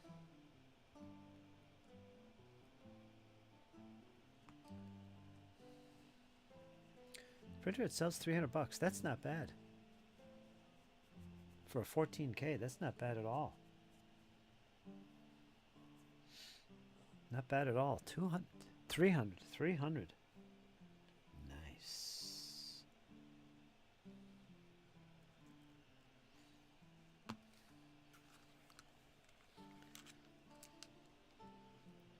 Boy, all the things you're going to be able to make, it's ridiculous. Game changer, baby.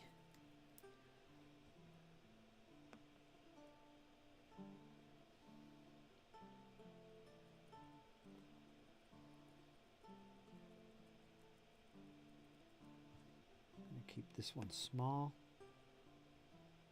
A little test. I gotta stop pushing down so hard.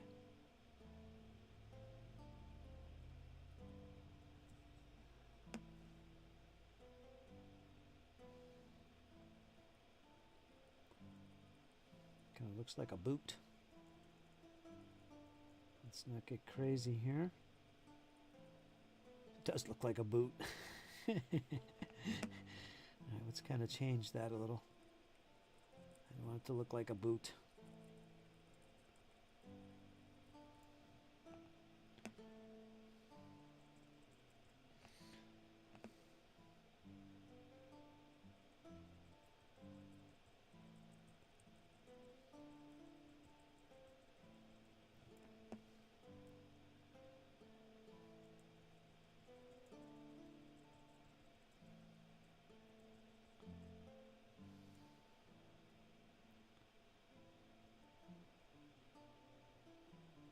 Hold on, I'll look at the chat in a second here. Try and fix this boot.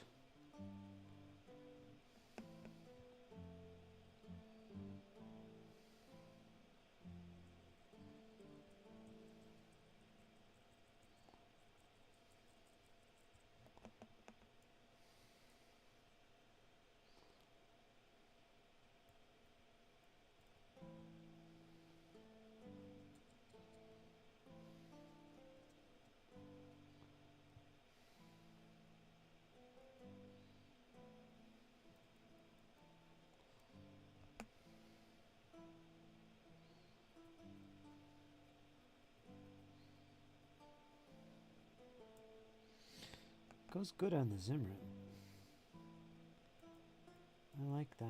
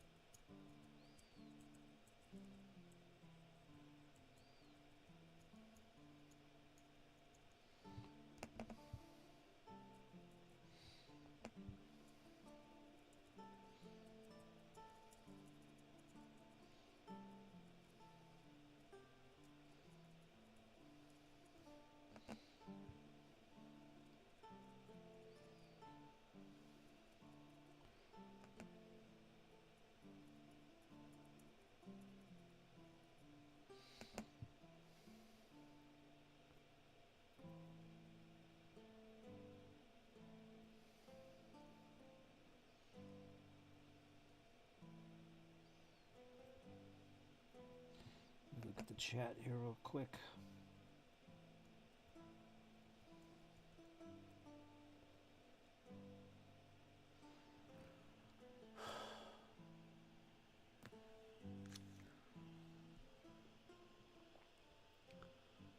The printer itself is $300. You should buy a nail polish shaker. Same price, works wonders.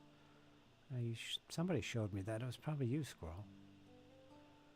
Printers are still not dirt cheap, but definitely entered the realm of doable as far as money goes. Yeah, for sure. And it's a game changer. It's literally. Boy, that opens up so many new vistas for us in this hobby. Darn it. This one isn't coming out the way I wanted it to.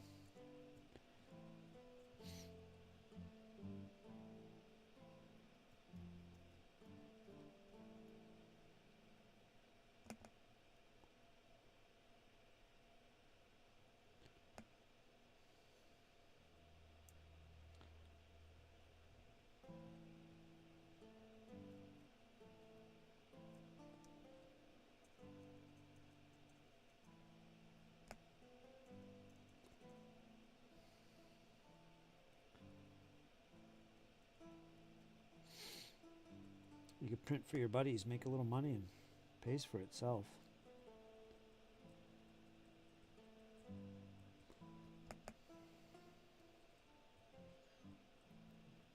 The one you got there is good enough to do something like that too.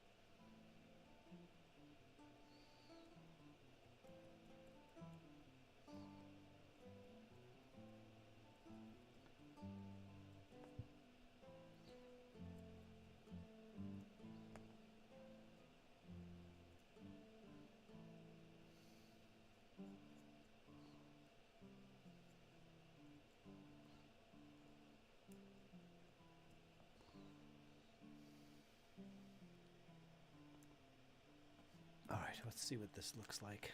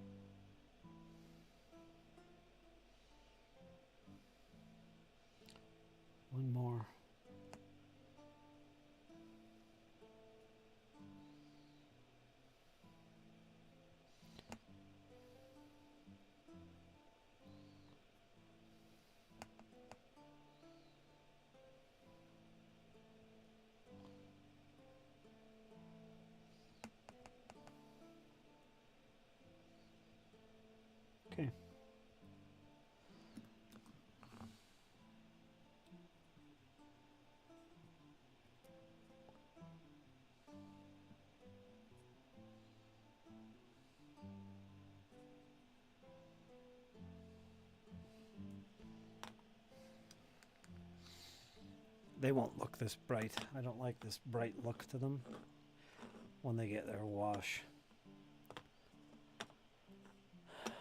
Actually, I don't mind it, but we got to tone all that down. It looks like crayons. Nail polish shaker is same price as Optivisor.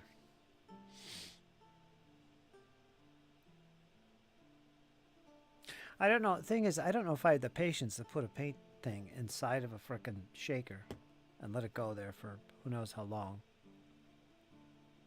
10 seconds, and then I gotta go take it out. That would annoy me. Because all I have to do is just do this. And I'm done. I generally don't have to shake them for too long. Because I'm always using most of these paints, like every day. But I don't know. Maybe it'd be useful. Never had one. Shake the hell out of it before the session. Yeah, in that sense, I could see that being pretty cool. Before I actually sit down, just shake the hell out of everything every once in a while. Just go through a dozen different paints. The ones I use a lot. Or not often, actually. At least it shakes them up a little bit in preparation for further quick shaking at the paint desk. Real easy to use. A few seconds and it's done. Wow, you guys are pushing that on me. Now you're double teaming here. Gotta get one of those shakers.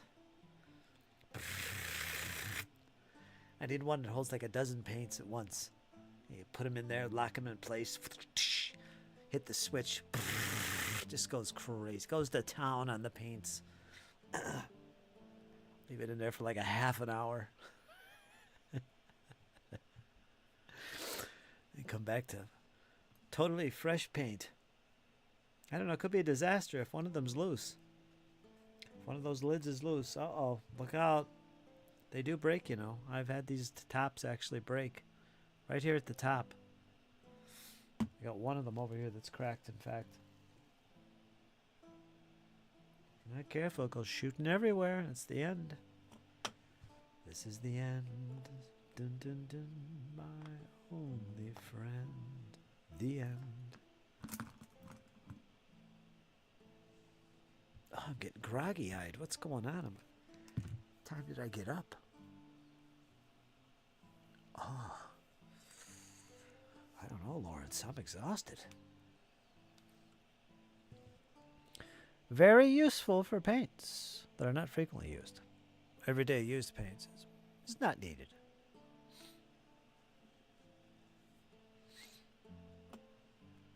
You can use your old hand for that. The shuka machine. That's what that is, the shuka machine. Let's load these babies up in the shuka machine.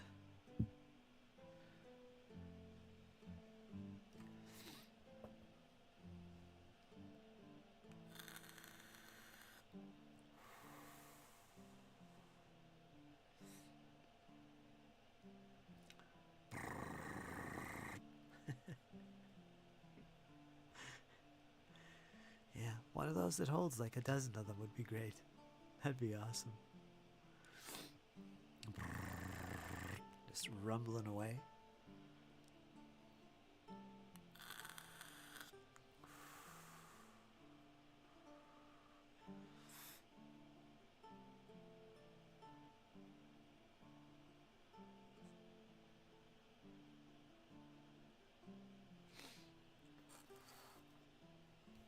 Oh.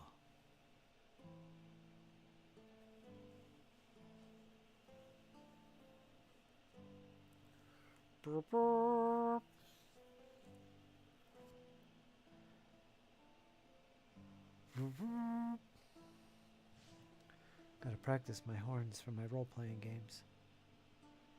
My sound effects. Been practicing horns for a long time.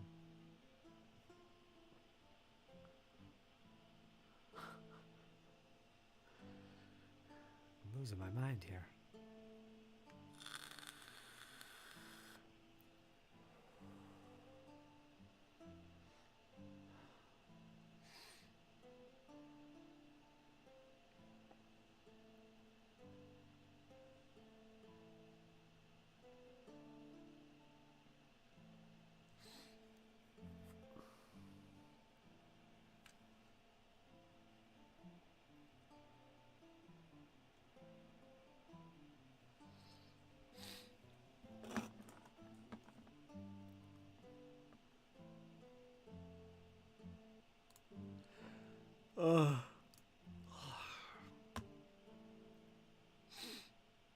Not sure what I'll make for dinner tonight. Or this afternoon. I'll be in bed early, I think. I'll finish off my Alfredo pasta.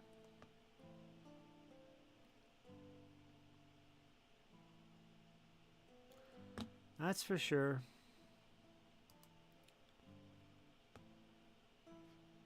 Probably a fried ramen again. Only got a couple potatoes. I just bought groceries. What the heck is going on here?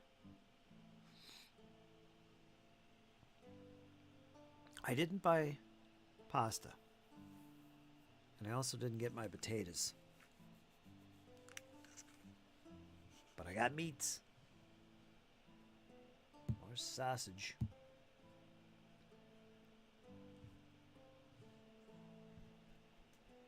Can't neglect the sausages. So I don't know. Probably gonna be ramens. I don't have eggs either. Jeez.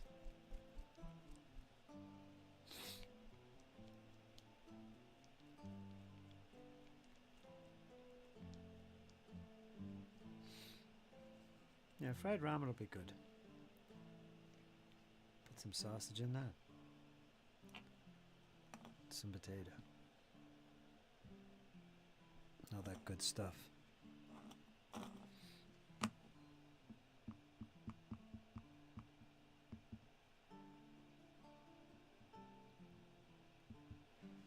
Well,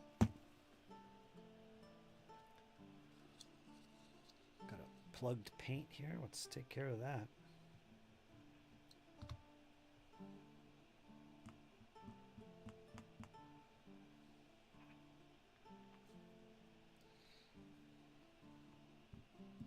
I don't like this little stippling brush I made.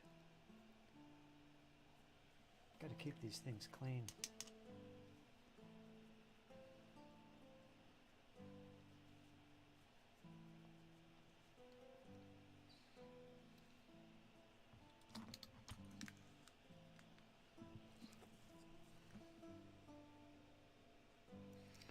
We got our command tank.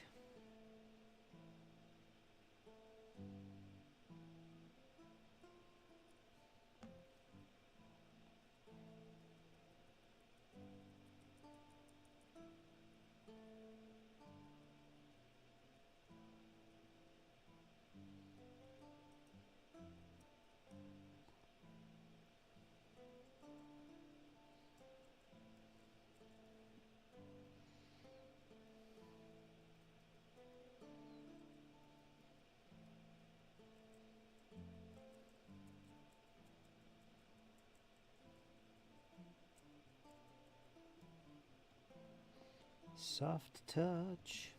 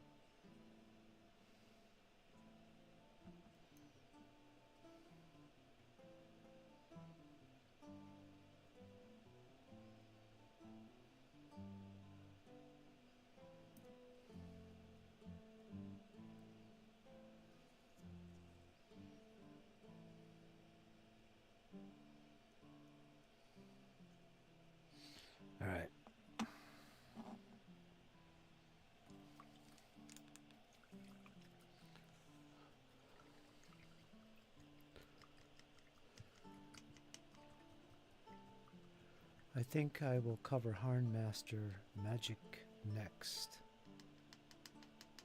Shek Pavar, as it's called. Old Shek. Then, on to the religious divine magic. Although the mechanics are the same, just termed differently. Very nuanced, perhaps? I would imagine.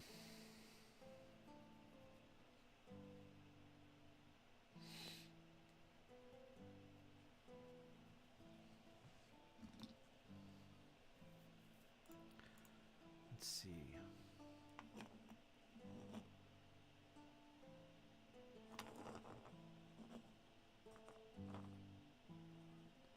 Heavy on the browns, I think.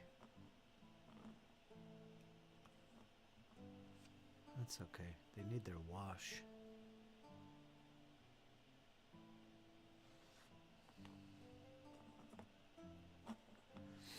There they are, Panzer IVs, base camoed. I'm very tempted to put a wash on right now, but I can't.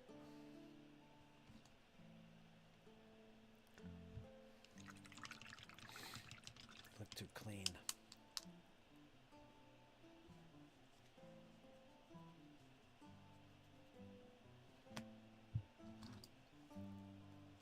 And that's it. That's it. 4 hours today. 4 hours of painting madness. Worked on the commission. I worked on my winter warmer challenge. Awesome. It's a good start to the week, Squirrel. Look at that. Little Panzer IVs. There's a nice little picture right there.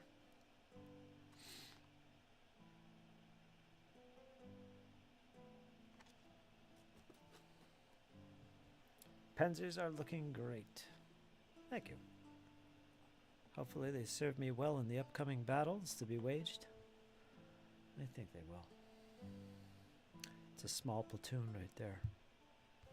I'll drive the Allies into the sea is what we'll do.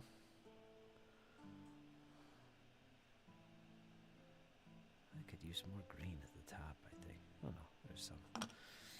So we'll put these in the box with the Russians. I did some work on them as well. They're looking great. Getting closer to being done. Oh damn, these guys do look good. Can't wait. Can't wait. Wonderful start to the week. Yeah, it is. Even got to play some Hardmaster here. Clobbered some ne'er-do-well. Give him a good old-fashioned thrashing. That's what I did. Got some of that under the belt. Played some Castles and Crusades last night. Might play more. I hope we do. Like I said, I need to give it a fair shake before I say, oh, this sucks. Or, wow, this is magnifique. Because you never know. Got my commission worked on, my project. Rolled some dice. Now I get to shovel some snow. A little bit. I'm actually looking forward to it. I mean, who does that?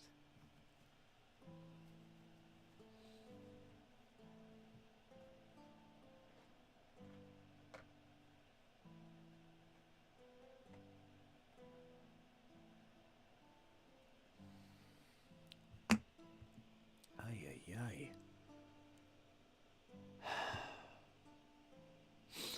This time next week, I'll be on the road again. Indiana. Yeah, you will. And how long did you say that was for? As Jeff Wesovich slides into the chat. I bought a nail polish shaker from Amazon. Works a treat. Oh, you guys are all piling up on me about this shaker. What, am I shaking my paints too much? Or not enough or something? What's going on today?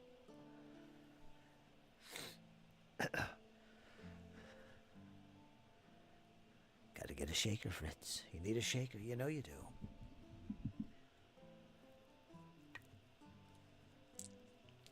How doing, Jeff Wesovich?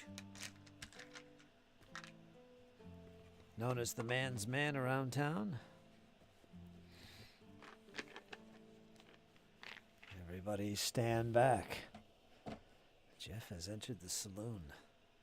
Ka-ching, ka-ching, ka-ching, ka-ching, as he struts up to the bar.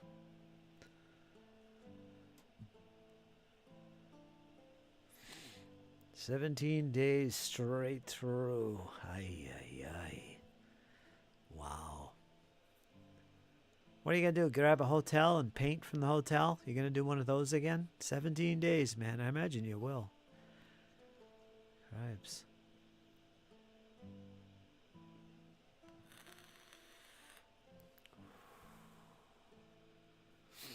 Wow, looking at these Panzer IVs right now,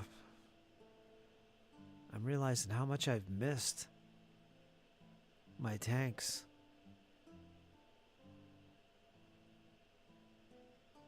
Or my World War II gaming.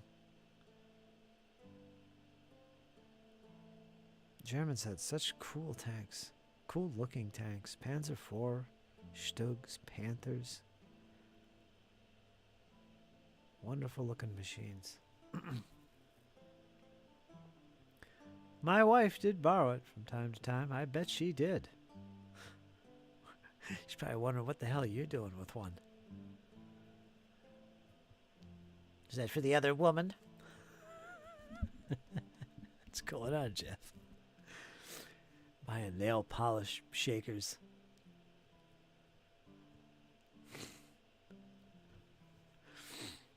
Agreed, Jeff. Handy gadget. Especially for the paints that have been used for a long while. I got plenty of those.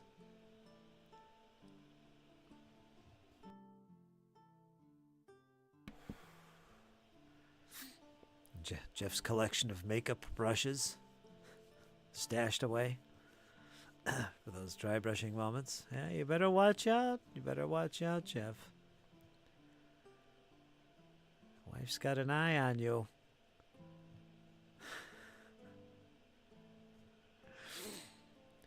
Ah, the unis, top form they were. Class. Hugo Boss. Mm-hmm.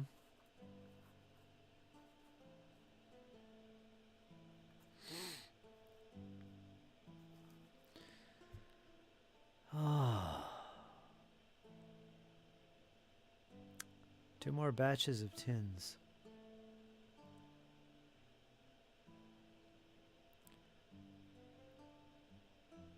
One more batch of Shako cords.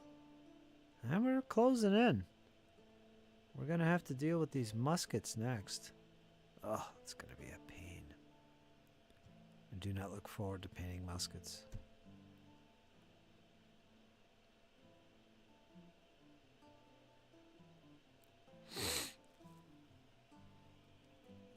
I'm wearing out, I'm telling you. I'm wearing you out. I'm wearing out.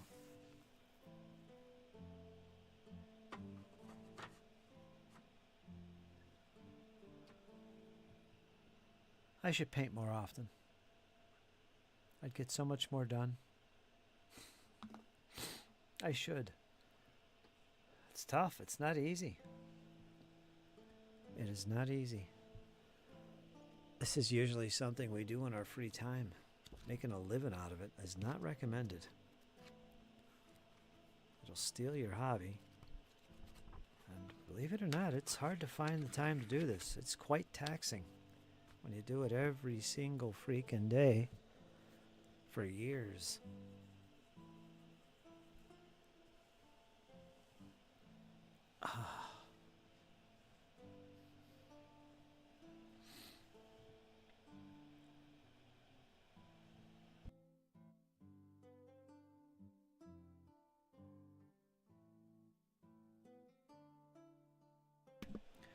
Well, we didn't see Kyle today. That's all right. I talked to him last night.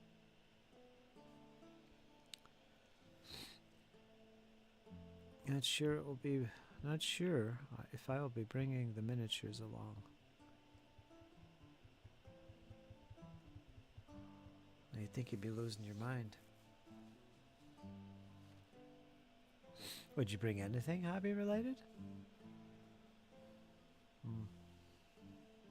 Yeah, it's under 3 weeks. It's not that bad. Just over 2. Less than 3. That's not too bad.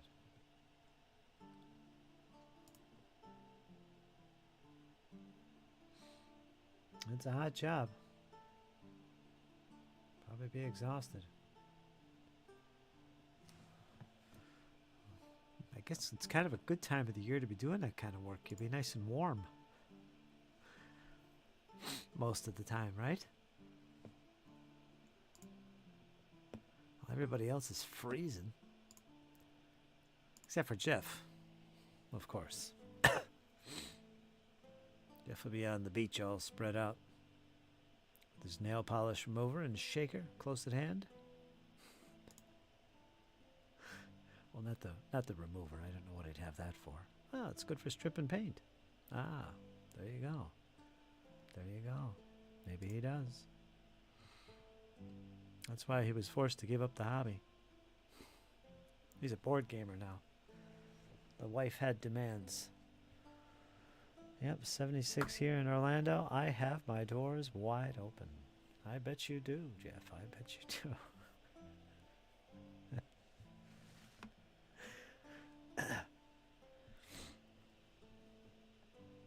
Well, yeah, Florida's a good place to be this time of year. I'd rather be in Arizona, but Florida's just as good. A little bit more humid, but yeah, you get the nice beaches. That's always a good thing. Oh, what happened to this? 76. Right, so I'm sitting here with a heater on. I'm lucky it's 60 degrees in here.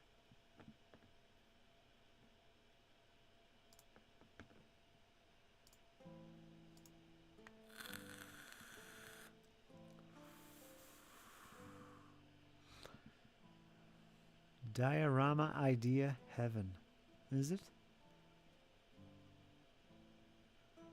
Glass tank working within 3 to 5 feet of 2100 degree Fahrenheit, 10-hour shift, 17 days straight. Yep, that's brutalis.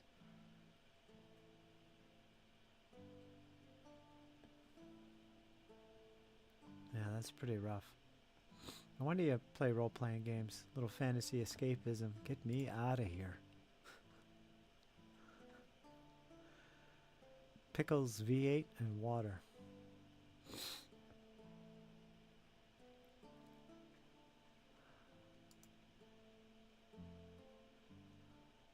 That's all you're bringing? I don't know.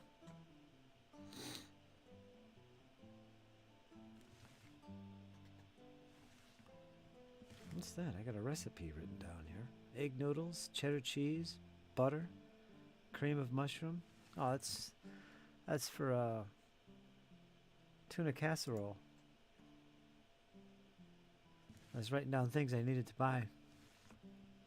That's right, egg noodles. Low carb diet. I will gladly take the cold temperatures. Hate the heat, says Zedarak. Hey, you're one of those, are you? Sounds familiar. It's the guy from Poland we all know and love, who would agree with you quite strongly. He's basking in this weather right now. I would imagine he's running around the streets with his shorts on. And flip-flops.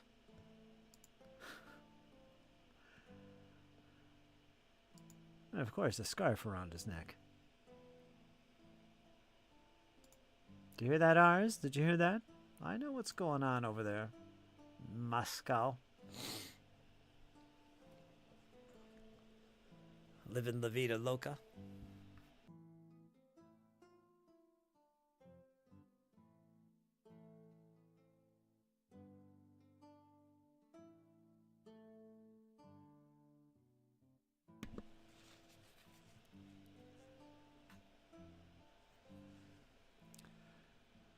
Sugar is a no-no.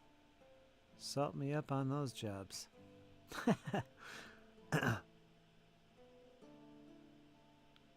Huh.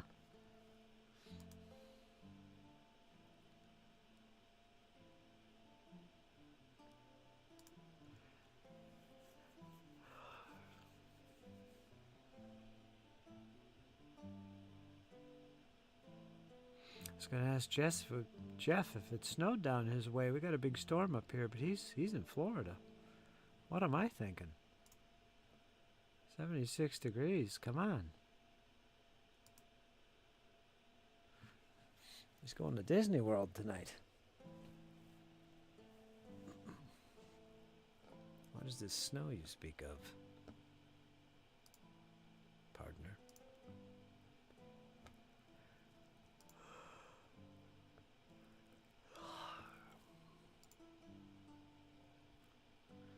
Trying to think when I got up this morning. I feel really exhausted.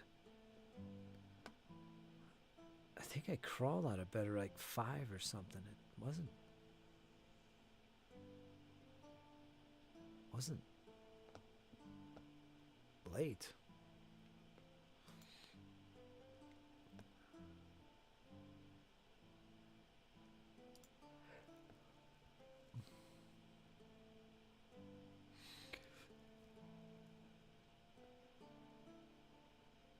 Excellent piece of paint.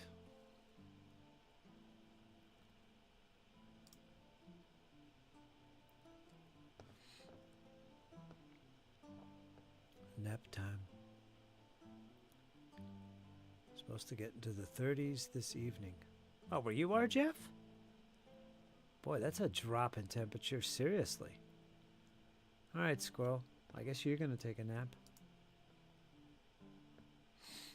It was a good chat today. I'm already thinking about food. Sit around on YouTube, I think, and catch up on some things. I go to bed. Dreaming of playing games, as we do.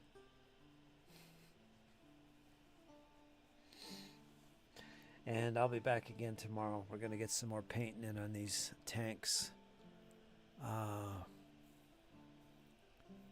Yeah, I'll probably touch up the camo colors, the green and the brown I put on. Touch that up a little bit. Work mostly on the commission, I think, tomorrow. I did about 2/3 the time working on the tanks today, so we need to spend more time on the commission tomorrow. We'll do that. And we'll see what other conversations we can get into. Some role-playing, Castles and Crusades, maybe. What else?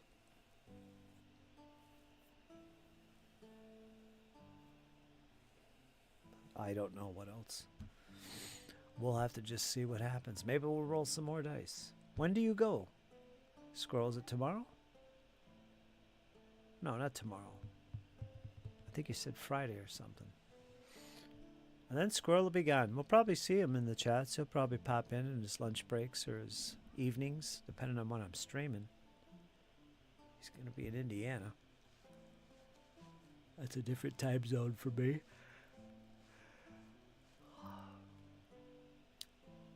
Take care, Zadarock.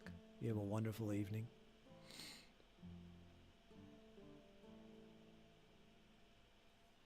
I was going to say stay warm, but you like this kind of weather, so yeah. Be chill. Be chill. Hang out on the icebox a little bit. It's good weather for it.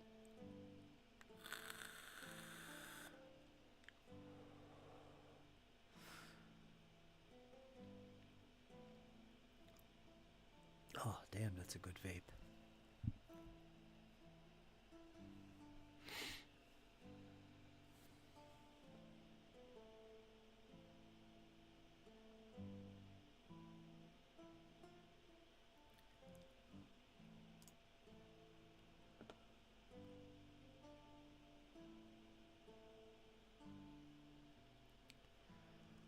And woke up at 4 a.m. as per usual.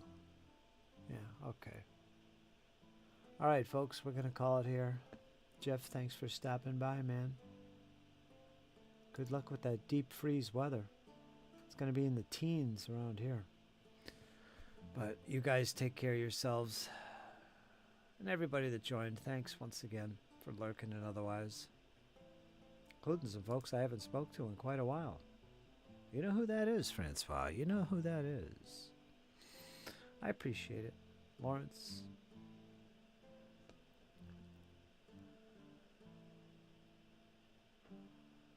Got to scroll through all the chat here just to find folks, but we'll leave it at that. I appreciate it. So episode 5 will be tomorrow. Folks, you guys hang in there, and you know why? It's only going to get better. I'll see you guys tomorrow. Take care.